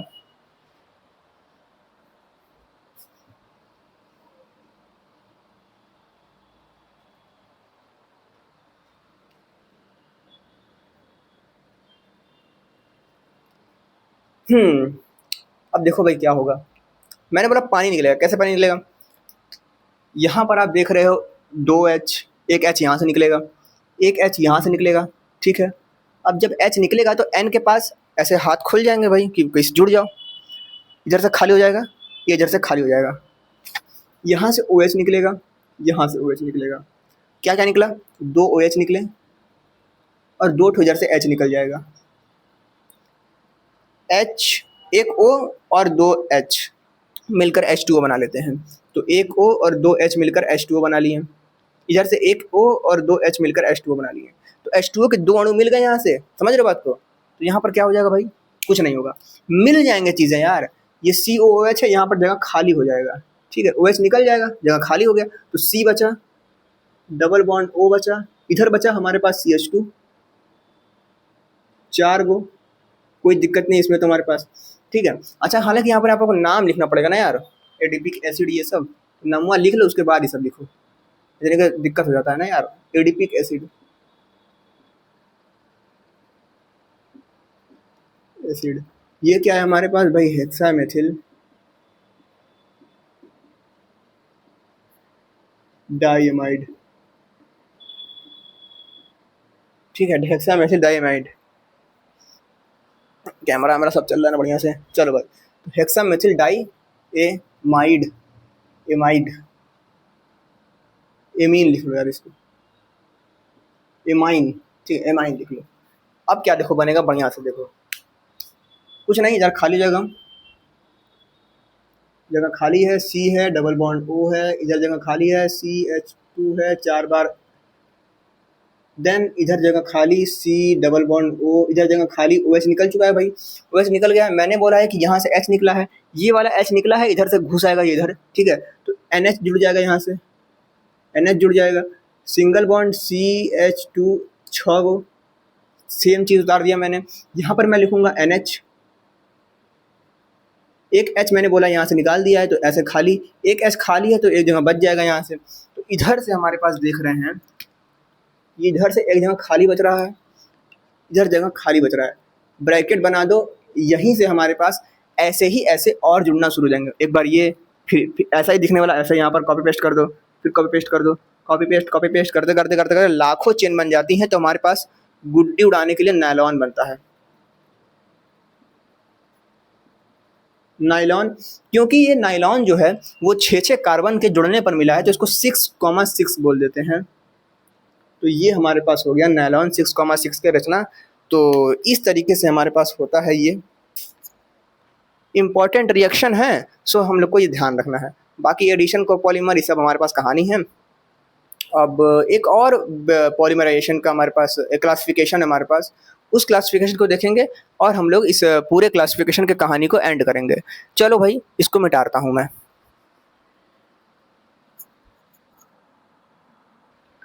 चलो भाई, सो हम लोगों ने अभी तक क्या क्या देखा? हम लोगों ने एडिशन को देखा, हम लोगों ने कंडेंसेशन को देखा।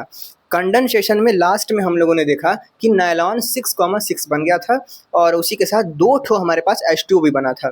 ठीक है, हमने किस प्रकार से देखा था यहाँ पर हमने वो देख लिया। ठीक है, सो जब 2 ठो हमारे पास बना H2O, सो मैंने वहाँ पर लिखना भूल गया था मैं, तो लिख लेना, ठीक है, ध्यान देना भाई।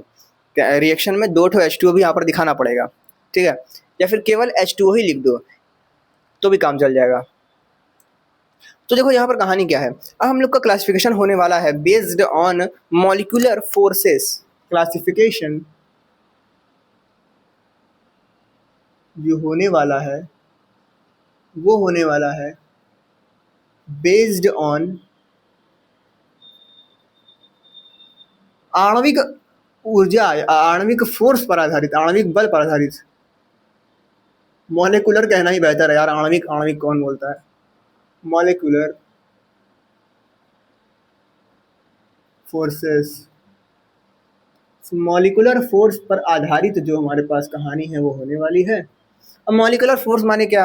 अरे भैया, इसके बीच मॉलिक्यूलर फोर्स बहुत ज़्यादा है, इसको ऐसे खींचूंगा नहीं खिंचाएगा।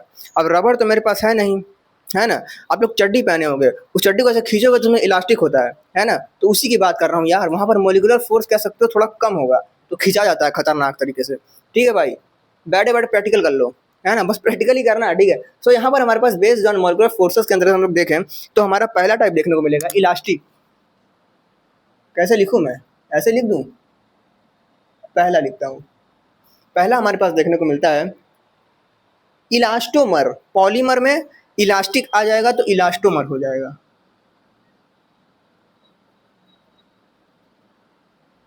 इलास्टोमर हो जाएगा। इलास्टोमर कैसे होते हैं भाई? इलास्टोमर में हमारे पास जो इंटरमॉलिक्यूलर फोर्स होता है वो कमजोर होता है, इसीलिए आप जब खींचोगे तो जो है कि खिंचा जाएगा खतरनाक तरीके से। ठीक है, तो खींचोगे खिंचा जाएगा तो उसको हम लोग बोलेंगे कि भैया इसके अंतर्गत इंटरमॉलिक्यूलर फोर्स जो है वो कम है। तो आप इसको लिख सकते हो weakest inter molecular force, weakest intermolecular force. और यहां पर ये हाई इलास्टिसिटी रखते हैं, ये भी हम लोग को लिखना है। प्लस, या फिर ऐसे लिख दो, ये दे हैव हाई इलास्टिसिटी,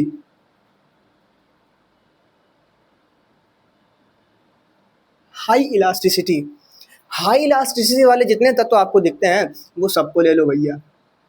ठीक है, आप अगर बात करो, रेड कलर से लिख दूं, अगर आप बात करो रबर वगैरह की तो वो भी इसी में आ जाएगा, जो नेचुरल रबर वगैरह है। अभी हम लोगों ने एक एग्जांपल देखा था ब्यूना एस और एन का, वो भी इसी में आ जाएगा। आप भैया नेचुरल रबर की बात कर लो, नेचुरल रबर की बात कर लो, हम लोगों ने ब्यूना एस रबर या ब्यूना एन रबर भी होता है, वो भी इसी के अंतर्गत आता है, इलास्टिक होता है भाई मतलब, ठीक है। तो इसमें आपका यूज ले सकते हो नेचुरल रबर। नेचुरल रबर में आप लोग किसको ले सकते हो भाई, ब्यूना एस को ले लो, एन को ले लो। नेचुरल रबर में आप लोग ले सकते हो, आपके पास सबसे महत्वपूर्ण एग्जांपल, अरे भैया जो सेफ्टी होता है यार, वो भी इसी से बना होता है। हम लोगों ने अभी देखा ही था इसके पहले कि भाई नेचुरल रबर होता है वो, शुरुआत में जब देखा था नेचुरल और सिंथेटिक रबर ये सब में, तो मैंने उस समय बताया था, तो मैंने बोला था कि एक और टाइप होता है, वो हम लोग को ध्यान रखना है। तो यहाँ पर हमारे पास इलास्टोमर में आता है, इलास्टोमर के अंतर्गत आता है ये सब चीज़ें, ठीक है। और जो चड्डी का रबर है वो भी इसी में आ जाएगा, ठीक है। हो सकता है कुछ आगे पीछे हो जाए, परंतु अभी हम लोग इतना देखने के बाद मैं बताऊंगा कि किस प्रकार से आप इसको रियल लाइफ में यूज़ कर सकते हो यार। केमिस्ट्री ऐसा थोड़ी है कि मतलब बस आप पढ़े जा रहे हो, ऐसा थोड़ी होता है, ठीक है। मैंने प्रैक्टिकल करा ही दिया भाई, मतलब समझ रहे हो। सो समझो भाई, सो ब्यूना एस ब्यूना एन ये जो एग्जाम्पल हो गए। इसके अलावा बात करूँ तो दूसरे नंबर पर हमारे पास आ जाएगा, अब एक तो हो गए एकदम इलास्टोमर और एक होते हैं एकदम कड़क। तो कड़क वाले को बोल दोगे फाइबर्स। फाइबर यानी रेसे, रेसे यानी कि आप जैसे समझ लो कि भाई रेसे मतलब रेसे और क्या, फाइबर्स बोले तो रेशे। रेशे में कड़क का मतलब मैं बोल रहा हूँ कि भाई इलास्टिसिटी थोड़ी कम होती है, समझो ना यार। रबड़ को खींचोगे छोड़ोगे ऐसे हो जाएगा, रेशा कोई ले लो उसको खींचोगे वो टूट जाएगा, जो है कुछ हद तक खिंचाएगा फिर टूट जाएगा, ठीक है। तो यहाँ पर हम लोग कहेंगे कि भैया इलास्टिसिटी जो है उसकी थोड़ी वीक होती है, परंतु इसमें जो इंटरमोलिकुलर फोर्स है वो स्ट्रांग होता है एच बॉन्ड के कारण। तो they have strongest strongest intermolecular force because of H bonding, H bonding, ठीक है भाई, एच बॉन्डिंग के कारण यहाँ पर ऐसा होता है। इसके अलावा बात करें तो धागा बनाने में इसका यूज होता है। एक और बात लिख लो भैया, इलास्टिसिटी इसकी लो होती है, elasticity low and strong, strong कितना होता है, ज़्यादा होता है ये, ठीक है। फाइबर वाइबर हमारे पास जो धागा वागा होता है उसको बनाने में यूज होता है। एग्जाम्पल्स की अगर हम लोग बात कर रहे हैं तो कुछ फेमस एग्जाम्पल आप ले सकते हो। जो भी हम लोग ने नायलॉन बनाया है वो भी रेशा ही है, तो नायलॉन 6,6 जो है, नायलॉन 6,6 जो है वो इसका एग्जाम्पल आप ले सकते हो। और टेरिलीन वगैरह का कपड़ा वगैरह आप लोग पहनते हो वो भी इसका एग्जाम्पल हो सकता है भाई, टेरिलीन का भी इसका एग्जाम्पल ले सकते हो, ईटीसी ईटीसी करते जाओ, ठीक है। तो नायलॉन इसमें आ जाएगा, टेरिलीन इसमें आ जाएगा, ठीक है। तीसरे नंबर पर आओ भाई, फाइबर्स के बाद हम लोग देखेंगे थर्मोप्लास्टिक्स। थर्मोप्लास्टिक्स जो होते हैं वो इन दोनों के बीच के होते हैं भैया, थर्मो प्लास्टिक्स। अरे क्या पता एग्जाम में इसमें से कोई पूछ दे यार, तो उसमें से मतलब कुछ तो लिख सकते हो यार। जो मेन टॉपिक है ये तो यही है, और उसी में घुसा घुसा के लिख देना कि भाई पॉलीमर होता है तो ये होता है, तो मोनोमर से बनता है, तो ऐसे वैसे मार लिख जितना है पूरा चोप दो भाई में। तो थर्मोप्लास्टिक्स में बात करें तो ये बीच के होते हैं, ये ना तो बहुत ज़्यादा इलास्टिक होते हैं ना बहुत ज़्यादा स्ट्रांग होते हैं, बीच के होते हैं यार, मिडिल क्लास लोग होते हैं। They are stronger than elastomer. अगर आप बात करो इलास्टिसिटी की तो they are stronger than, strong तो इलास्टोमर ज़्यादा होते हैं, elastomer, they are strong in, they are stronger than elastomer and they are weaker than fibers। मैंने बोला फाइबर जो है स्ट्रांग होता है तो but they are weaker are weaker than fibres, weaker than fibres. कहानी आगे बढ़ाएंगे तो इसमें आप पीवीसी वगैरह जो ले लो उसको, कि भैया पीवीसी को खींचोगे तो थोड़ी खिंचाने वाला है, परंतु हाँ इसमें एक एग्जांपल आप लोग बहुत बढ़िया चीज़ लिख सकते हो कि भैया ये melt on heating, melt melt melt on heating and आप इसको गर्म करोगे, इसका मतलब कि तो ये पिघलना शुरू हो जाएंगे, परंतु ये जैसे ही ठंडे होंगे ये हार्डर हो जाएंगे, एंड हार्डर ऑन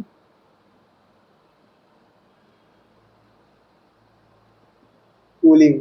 अरे भाई पीवीसी होता है ना हमारे पास, बाथरूम में घुसे पीवीसी, पीवीसी को जलाओगे तो क्या हाल होगा, पिघल जाएगा, ठंडा कर दो कड़ा हो जाएगा। तो बस वही बात यहाँ पर है, उसको हम लोग कह रहे हैं थर्मोप्लास्टिक्स। तो पीवीसी एक प्रकार का थर्मोप्लास्टिक्स है। आगे बढ़ेंगे हम लोग। सो पॉलीस्टायरीन और पॉलीथीन भी इसी का एग्जांपल है। अरे भाई पॉलीथीन भी आ जाएगा इसी में, ठीक है, पॉलीथीन भी इसी में आ जाएगा यार, पॉलीथीन, पॉलीस्टायरीन, ये सब इसमें आ जाएगा। सो आगे बढ़ें।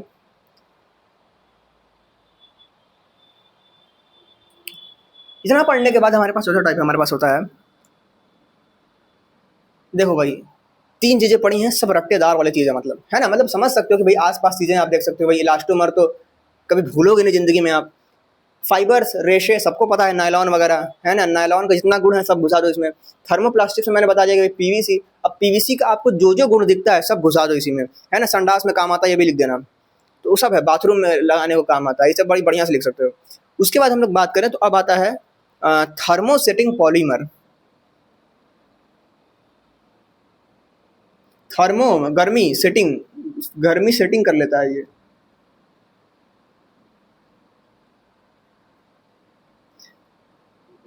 थर्मोसेटिंग पॉलीमर, अरे वही कुकर का जो हैंडल होता है उसी की बात कर रहा हूँ। तो थर्मोसेटिंग पॉलीमर्स में ये होता है कि भाई इन लोग दे हैव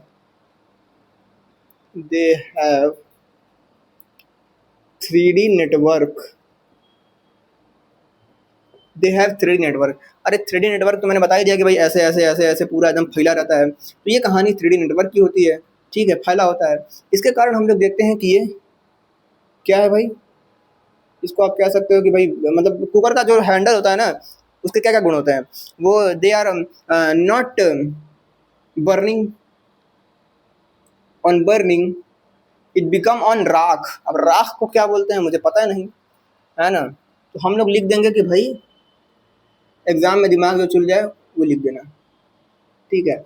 इसके गुण वगैरह जो दिमाग में आ रहा है वो लिख दो कि भाई they are not melting, they are not melting, they are not melting लिख दो भाई। कुकर का हेल्डिंग जो होता है वो हैंडल वो कभी मेल्ट नहीं होता है, परंतु ज़्यादा अगर आप लगभग 300 डिग्री का टेम्परेचर लगभग दे दोगे तो वो भस्म हो जाएगा, राख बन जाता है। एग्जाम्पल आप लोग बैकेलाइट को ले सकते हो, बैकेलाइट ही होता है जो हमारे पास काम आता है उसमें। उसके अलावा खाना वाना खाने के लिए आप लोग मेलामाइन का यूज़ करते हो, मेलामाइन का यूज़ करते हो, खाना खाने के लिए नहीं यूज़ करते हो, खाना बनाने के लिए यूज़ करते हो मेला। डोसा चिपकता नहीं, नहीं डोसा चिपकता नहीं अलग होता है, सर मेलामाइन वही होता है भाई जो क्रॉकरी सेट वगैरह होता है ना उसमें मेलामाइन होता है, उसमें खाना आप खाते हो, खाना बनाने वाला दूसरा होता है यार, उसमें एक और कुछ कोटिंग होता है जो मुझे याद नहीं आ रहा है, कुछ होगा यार अभी मुझे याद नहीं आ रहा है। सो मेलामाइन हमारे पास ये हो गया। अब देखो भाई इतना कुछ पढ़ने के बाद अब मैं बता रहा हूँ कहानी क्या है। कहानी हमारे पास ये है कि हम लोग जब आसपास आप कुछ भी देख लो वो सब हमारे पास पॉलीमर से ही बना हुआ है। जस्ट सपोज आप उठते हो, सुबह सुबह आप उठे, आप ब्रश करने गए, आपको एक पॉलीमर दिख गया, कैसा पॉलीमर दिख गया? आप जब ब्रश करने जा रहे हो, ब्रश का जो रेशा है वो फाइबर का एग्जाम्पल हो गया भाई, ठीक है। फाइबर कैसे होते हैं? स्ट्रॉन्गर होते हैं और इलास्टिसिटी इनकी जो होती है वो लो होती है। तो ये हो गया भाई। अब आप क्या करोगे? आप नहाने जाओगे, मतलब कि आप जो है कि ब्रश कर लिए, अब नहाने जा रहे हो। नहाने जा रहे हो तो आपके पास एक बाल्टी है। वो बाल्टी की बात करें तो वो बाल्टी बहुत मजबूत होती है ना? मजबूत है तो वो कैसी हो गई? आप लोग मतलब कुछ भी तुक्का लगाओ ना, क्या हो सकता है? तो आसपास आप देख सकते हो इसको। बाल्टी को आप देख रहे हो तो बाल्टी एक तरीके से हाई डेंसिटी पॉलीथीन है। हाई डेंसिटी पॉलीथीन को आप लोग लिख सकते हो हाई डेंसिटी पॉलीथीन, HDPE आप इसको लिख सकते हो, ठीक है। तो उसको आप हाई डेंसिटी बोल दोगे।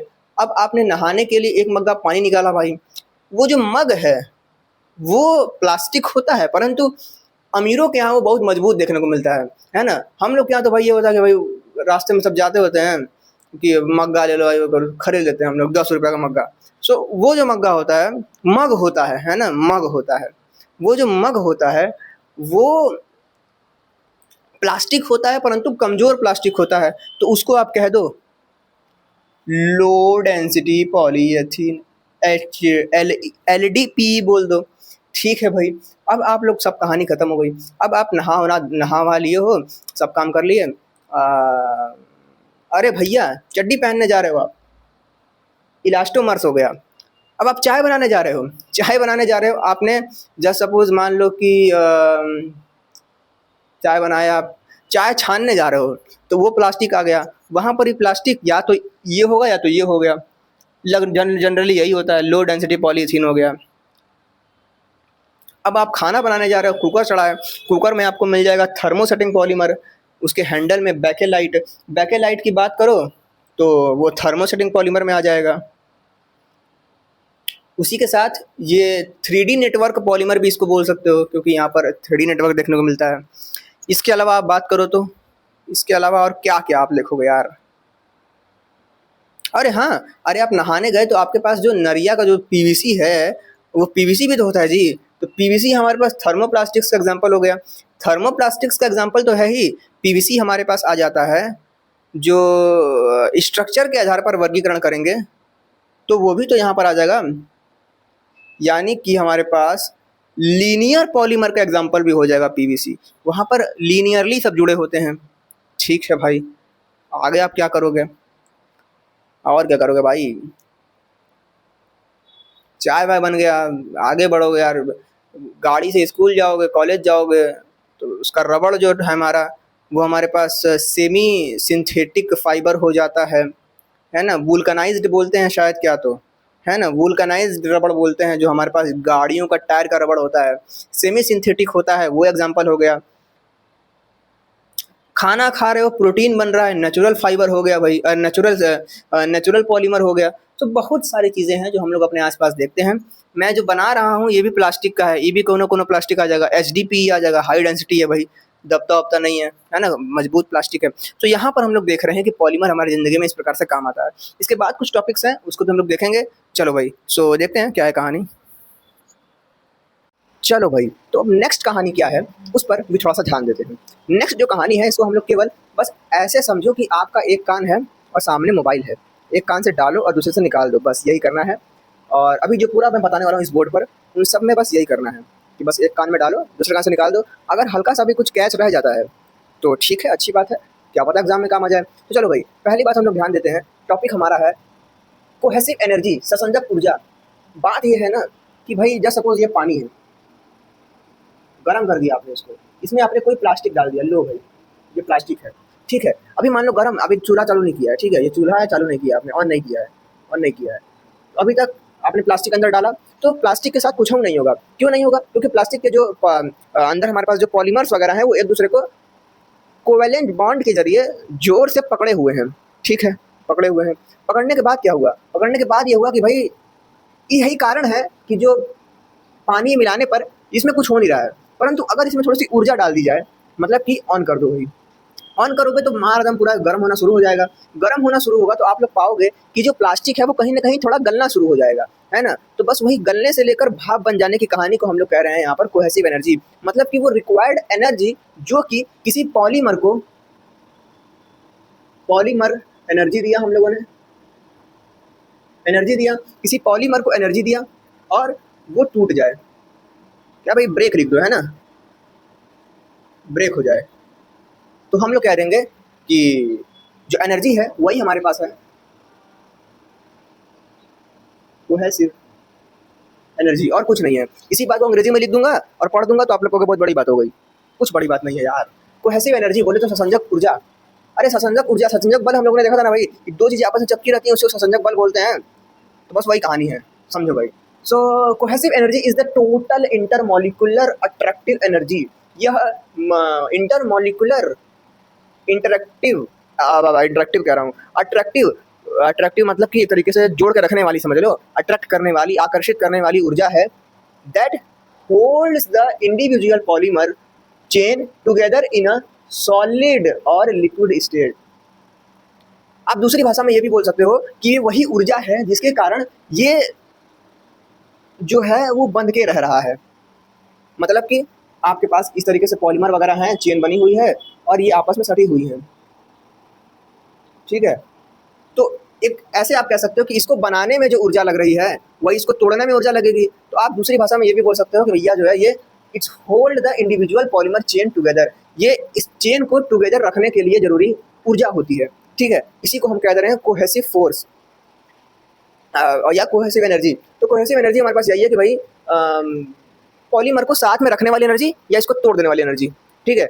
It represent the amount of energy required to completely separate the polymer chain, ठीक है। सिग्निफिकेंट में मैंने ये बात बोल दी है कि ये रिप्रेजेंट करता है, प्रदर्शित करता है उस पॉलीमर चेन को सेपरेट करने के लिए रिक्वायर्ड एनर्जी को।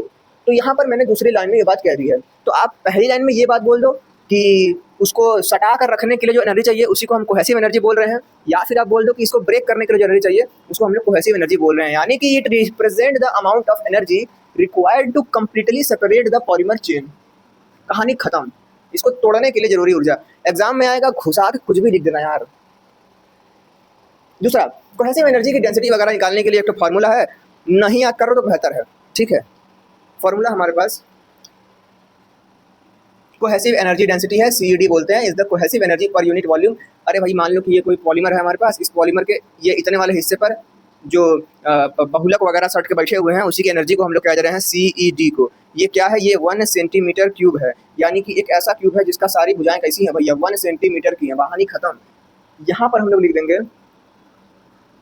Del H minus RT, del H heat of vaporisation, इसको आप लोग दूसरी भाषा में डेल H वेपराइजेशन की ऊर्जा है, तो इसको V यहाँ पे लिख दो, और नीचे मोलर वॉल्यूम यानी कि VM ये आता है, यही होता है CED। R गैस नियतांक, T ताप वगैरह ले लो, तो ये हमारे पास होता है कहानी इसका। तो हम लोगों ने ये देख लिया कि भाई इस तरीके से काम जो होता है, तोड़ने ओड़ने के लिए जरूरी होता है ऊर्जा, वो होता है कोहेसिव ऊर्जा या फिर कोहेसिव एनर्जी। आगे बढ़े हम लोग, तो हम लोग देखते हैं नंबर एवरेज मॉलिक्यूलर मास। अब ये कहानी कैसी है, कहानी देखो ऐसी है कि आपने कुछ नहीं किया, आपने मिटा दो पहले इसको, मैं डस्टर कहाँ गया, चलो भाई। सो अगर हम लोग लैब में जब पॉलीमर वगैरह बनाते हैं और चेन रिएक्शन कराते हैं और उस तरीके से पूरा चेन जुड़ता है, तो होता कैसा कहानी है कि भाई मान लो कुछ इस तरीके से चेन जुड़ना शुरू हो गया, एक चेन ऐसा बन गया, एक चेन मान लो कुछ इतना बना, एक चेन मान लो कुछ ऐसा बन गया, भाई बड़ा लंबा सा चेन बन गया, ठीक है, और ये आपस में मिलकर एक पदार्थ का निर्माण कर देंगे, ठीक है। तो जब हम लोग कृत्रिम तौर पर बनाते हैं ना, तो ये अलग अलग बनता है, और इसमें बड़ी खतरनाक बात यह है कि जो हमारे शरीर में बनता है पॉलीमर, जैसे कि प्रोटीन जो बनता है, प्रोटीन क्योंकि प्रकृति के द्वारा बनाया जाता है, अरे भाई प्राकृतिक तौर पर ही बनाया जाता है ना, है तो प्रकृति की ही चीज़ ना। तो अगर आप अपने प्रोटीन में जाके देखोगे तो वहाँ पर सब कुछ एकदम एकदम एकदम व्यवस्थित तौर पर होता है, मतलब प्रकृति एकदम सजा के उसको रखती है, मतलब वहाँ पर ऐसा नहीं है कि एक पॉलीमर इतना बड़ा, एक इतना बड़ा, इतना बड़ा, सारे प्रोटीन समान समान होते हैं, इतना बड़ा, इतना बड़ा, मतलब सेम साइज में होते हैं। तो ये बात भी हम लोग को ध्यान रखनी है कि अगर हम लोग बात करते हैं प्राकृतिक पॉलीमर्स की या फिर नेचुरल पॉलीमर की, तो नेचुरल पॉलीमर में ये कहानी चलती है कि उसमें ये जो हमारे पास बहुपॉलीमर्स होते हैं उनकी चेन का साइज जो है वो सेम होता है। यहाँ पर जो चेन का साइज है वो अलग अलग है। इसको आप लोग अभी के लिए कह दोगे group 1, group 2, group 3, group 1, group 2, group 3 ऐसे करके आप कह सकते हो, ठीक है भाई। तो कहानी आगे बढ़ती है कहानी आगे बढ़ती है और हम लोग कहते हैं कि भाई जब इस तरीके से है तो कैलकुलेशन बड़ा दिक्कत हो जाएगा ना, तो इसका एवरेज निकाल दिया जाए, है ना। सबको एक मिक्स कर दो, बराबर बराबर काट दो। सबको मिक्स करने का मतलब सबको जोड़ दो और भाग दे दो उसकी संख्या से। तो जब ये काम आप करोगे, इसी को हम लोग बोल देंगे नंबर एवरेज मॉलिक्यूलर मास। इसको हम लोग रिप्रेजेंट करते हैं कुछ ऐसे, एन ऐसे। क्या है भाई, पॉलीमर आर पॉलीडिस्पर्स। पॉलीडिस्पर्स माने यही चीज कहानी है। ये जो कहानी है इसी को पॉलीडिस्पर्स कहते हैं। Polydisperse in nature meaning a polymer sample contains chain of different length की chain and different molecular mass. अरे भैया, किसी का बहुत लंबा है, किसी का बहुत छोटा है, समझ रहे हो भाई, मतलब अलग अलग मॉलिक्यूलर वेट रहेगा ना यार, समझ रहे हो। यहाँ पर बहुत छोटा है, यहाँ पर बहुत छोटा है, यहाँ बहुत लंबा है, यहाँ पर मीडियम है, तो अलग अलग उसका मास भी रहेगा, ठीक है। And different molecular masses therefore we calculate their average mass. कि सबको मिलाने का मतलब जोड़ने की बात कर रहा हूँ, मिला के सबको बराबर बांट दो, ठीक है। तो अब जस्ट सपोज हम लोग लेते हैं एक, यहाँ पर लेते हैं, यहाँ पर हमने एक पॉलीमर ले लिया, ठीक है भाई। इसमें हम लोग अपनी कहानी थोड़ी हम लोग आसान रखेंगे। हम लोग जस्ट सपोज इसमें 5-5 ग्राम की 2 चेनें हैं, ठीक है। ऐसे चेन है, इसका पूरा कितना है 5 ग्राम, ठीक है। मान लो कि ये कुछ ऐसी है 5 ग्राम, ये भी क्या है 5 ग्राम, ऐसी 2 चेनें हैं और ये मिलकर पॉलीमर बना रही हैं। और जस्ट सपोज इसमें 2 ग्राम की एक है और 1 ग्राम की मान लो 3 ठो है, ठीक है। तो इस तरीके से मिलकर ये एक पॉलीमर जो है वो बना हुआ है। बहुत ध्यान से देखना, 5 ग्राम की 2-2 चेन है, मतलब लंबी लंबी चेन होंगी। फिर थोड़ी छोटी चेन है, इतनी इतनी बड़ी बड़ी 2 ग्राम की है। एक ही चेन है इतनी बड़ी सी, ठीक है। उस पूरे पॉलीमर में केवल एक ही इतनी बड़ी सी चेन है जिसका महार जो है वो 2 ग्राम है। थोड़ा सा और आएंगे तो छोटी छोटी 3 ठो चेन मिल रही है 1-1 ग्राम की, ठीक है। चेन माने, अरे भाई ये मैं बोल रहा हूँ, काहे परेशान। सो यहाँ पर हम लोग ये देख रहे हैं। अब इसको कहानी हम लोग केमिस्ट्री में घुसाते हैं भाई। केमिस्ट्री में घुसाएंगे तो हम लोग कहेंगे कि इसका एवरेज मास कैसे निकलेगा। अगर एवरेज मास की बात करें तो आप यहाँ पर हेयर एग्जाम में आएगा, एग्जाम्पल बना के एकदम आराम से आ सकते हो भाई, कोई दिक्कत ही नहीं है। तो यहाँ पर नंबर कितने हैं भाई, 2 ग्राम का है, 1 2 ग्राम का है, 3 1 ग्राम का है, ठीक है। तो आप लोग लिखोगे कि number of chain is 2 and जो मास है वो हमारे पास है 5 ग्राम। अगर N2 की बात करें तो ये हो जाता है एक ही है, मतलब 2 नंबर की बात कर रहा हूँ, तो ये एक ही है। और इसका मास की बात करूँ तो वो है 2 ग्राम। अगर मैं बात करूँ N3 की तो वो हमारे पास है 3 गो, 1-1 ग्राम का 3 गो है। और M3 की बात करें तो ये है 1 ग्राम। सो ये कहानी है। अब अगर इसका हम लोग मैथ लगाने जाएँ, सो नीचे जगह नहीं है, इधर ही करता हूँ मैं। तो मैथ लगाने जाएंगे तो हमारे पास क्या आएगा, हमारे पास आ जाएगा कि भाई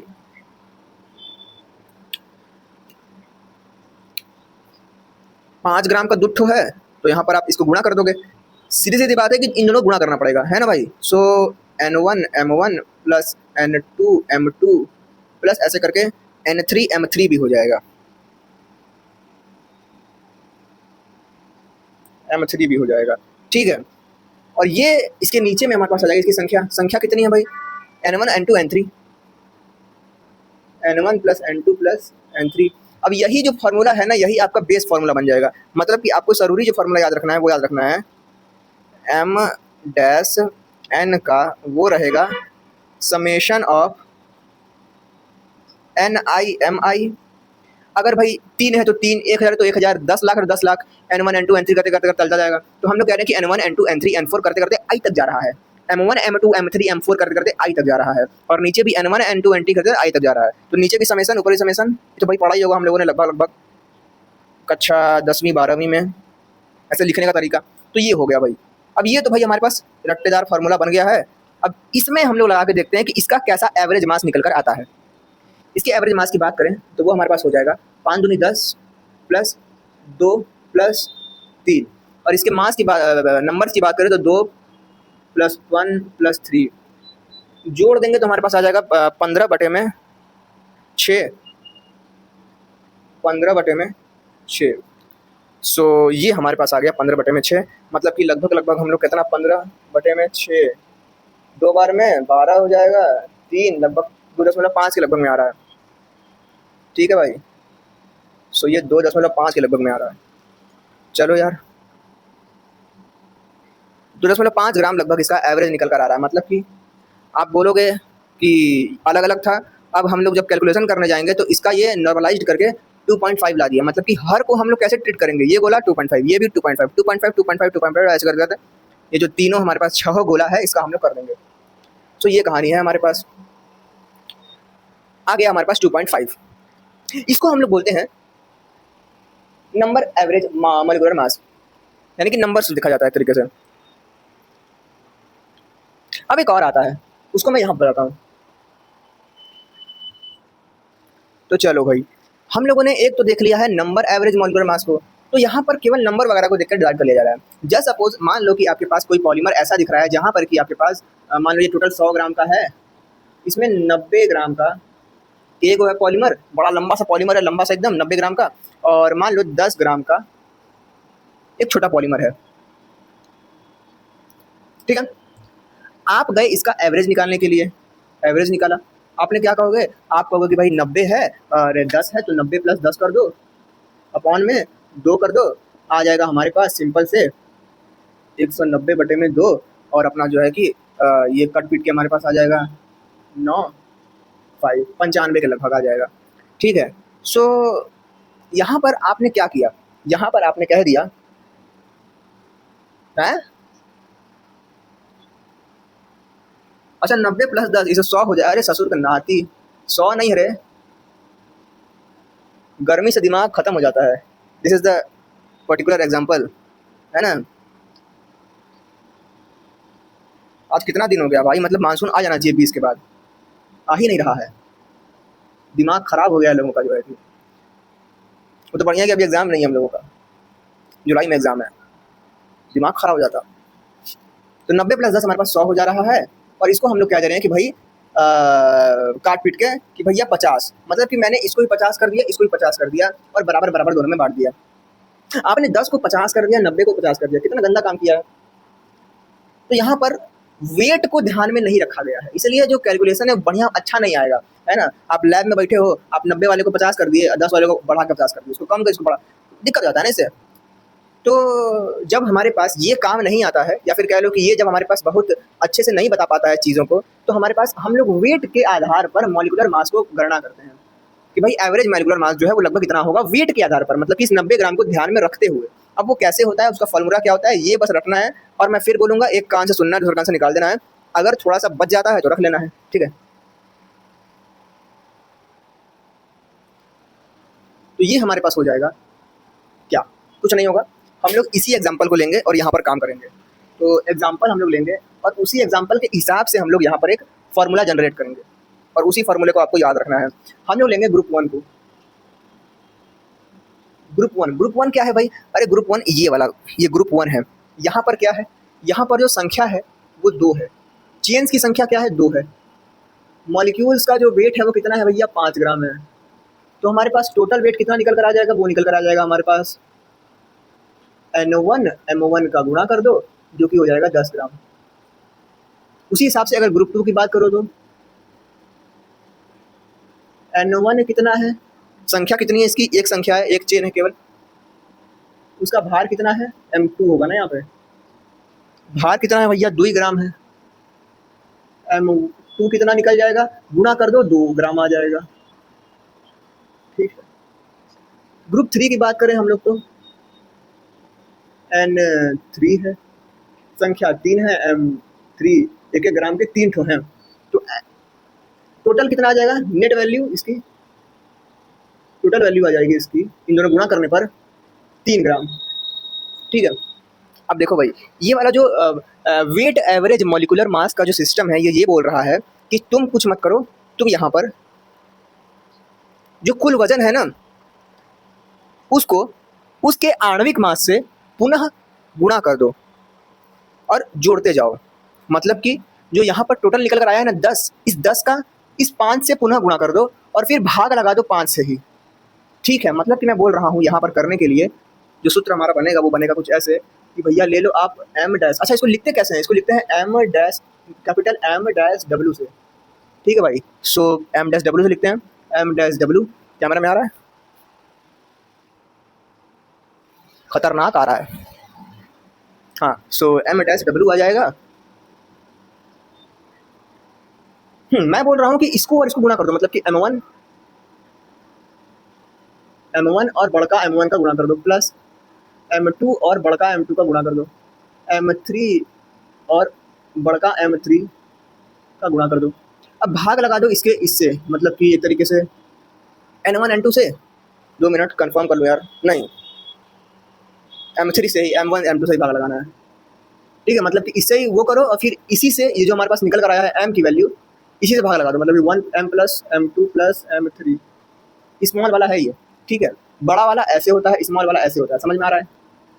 ये तो पता है, मतलब यहाँ पर दिख नहीं रहा समस्या ना, इसलिए थोड़ा सा मैं इसको नुकीला कर दूँ, ठीक है भाई, नुकीला हो गया भाई ये, अब समझ में आ रहा है। अब करते क्या है इसमें, हम लोग इसमें क्या करते हैं, एक बात तो पता है हम लोग को, क्या पता है, ये पता है कि जो M1 की वैल्यू है, M1 बराबर होता है N1 M1, M1 की वैल्यू N1 M1 हो जाएगी, M1 हो जाएगी। ये हमारे पास N2 M2 हो जाएगा, M2 हो जाएगा। फिर आगे चल के ये हमारे पास N3 M3 हो जाएगा, M3 हो जाएगा। ये हो जाएगा M1 plus M2 plus M3। आगे बढ़ाएं तो दोनों गुणा होके स्क्वायर हो जाएंगे। तो इंकवा ख़त्म हो जाता है यार गर्मी में, तो पेन का भी और इंसान का भी। देखो चल ही नहीं रहा साला। ओ भाई चलो यार। सो M1 का स्क्वायर, N2 का M1 M2 M2 square plus N3 तो N3 ही रहेगा, M3 गुणा होकर मिल जाएगा M3 का स्क्वायर। समझ रहे हो ना कहानी? अब समझो भाई, कहानी हो गया हमारा M2 M3। अब ये चलते चलते मान लो 3 था, 3 हमने लिखा अभी। अगर हम लोग के पास बहुत सारा रहेगा तो वो चले चले चले चले चले आई तक जाएगा, ठीक है। तो जो हमारा जो फॉर्मूला निकल कर आ गया ना यहाँ से, वो ये आ गया कि M डैश डब्ल्यू का जो वैल्यू है वो होता है हमारे पास, वो होता है समेसन NI MI का स्क्वायर और समेसन MI छोटका वाला MI। सो ये हमारे पास फॉर्मूला बनकर आ गया, ठीक है। इसी से हमने फॉर्मूला बना लिया। और इस पूरे जो ये हमारे पास ये है ना, इसमें याद रखने वाली चीज़ बस यही है। ये तो बस ऐसे एग्जांपल बता रहा हूँ, ऐसा कोई एग्जांपल एग्जिस्ट भी नहीं करता है, ठीक है। ये कोई पॉलीमर ऐसा थोड़ी होगा उसमें 5 ग्राम का ऐसे ऐसे होगा, समझ रहे हो भाई? सो देखो यार क्या कहानी चल रही है। अब वैल्यू को पुट कर दो। N1 की वैल्यू कितनी है? N1 की वैल्यू है हमारे पास 2, गुणा कर देंगे M के स्क्वायर से, M1 के स्क्वायर में 50 से, प्लस N2 है हमारे पास 1, गुणा कर देंगे M2 के स्क्वायर प्लस 4 से, 2 का स्क्वायर 4। सो N3 हमारे पास 3, गुणा कर देंगे M3 के स्क्वायर से, M3 का स्क्वायर बोले तो 1 ही हो जाएगा। फिर उसके बाद हमारे पास M1 M2 M3 हमारे पास यानी कि 10 प्लस 2 प्लस 3, 10 प्लस 2 प्लस में 3। अरे यार कैसा बन रहा है रेखा, फिर टेढ़ा बन गया। हाँ सही है। सो 25 दूनी 50, 50 और उधर वो हो जाएगा 7, 57, 57 बटे में 15, 57 बटे में 15 आ रहा है। एट द एंड हमारे पास 57 बटे में 15। इसका एक पर्टिकुलर एग्जाम्पल का जो आ रहा है वो ये आ रहा है लगभग 3.8 के आसपास ही आ रहा है, ठीक है। 3.8 के आसपास ही आ रहा है। तो हम लोग कहेंगे कि ये इसका हो गया वेट एवरेज मॉलिक्यूलर मास। अब देखो भाई, हमने इस डब्बे को लिया था, इस डब्बे में 5-5 ग्राम के 2 ठो और ऐसे करके थे। इसका हम लोगों ने मॉलिक्यूलर जो मास निकाला नंबर एवरेज के आधार पे तो 2.5 आया, वेट के आधार पर निकाला तो 3.8 आया। तो वेट को तवज्जो देने पर हमारे पास जो 3.8 आया है वो ज़्यादा महत्वपूर्ण, एक तरीके से कह सकते हो कि भाई वेट को इसने ज़्यादा तवज्जो दी है, ठीक है। और इसने वेट को नहीं दिया है, बस निकाल दिया है कि 50-50 कर दो, है ना, वैसा वाला सिस्टम। तो यही कहानी है इसकी। अब इसको थोड़ा सा ध्यान से घुसाओ अपने अंदर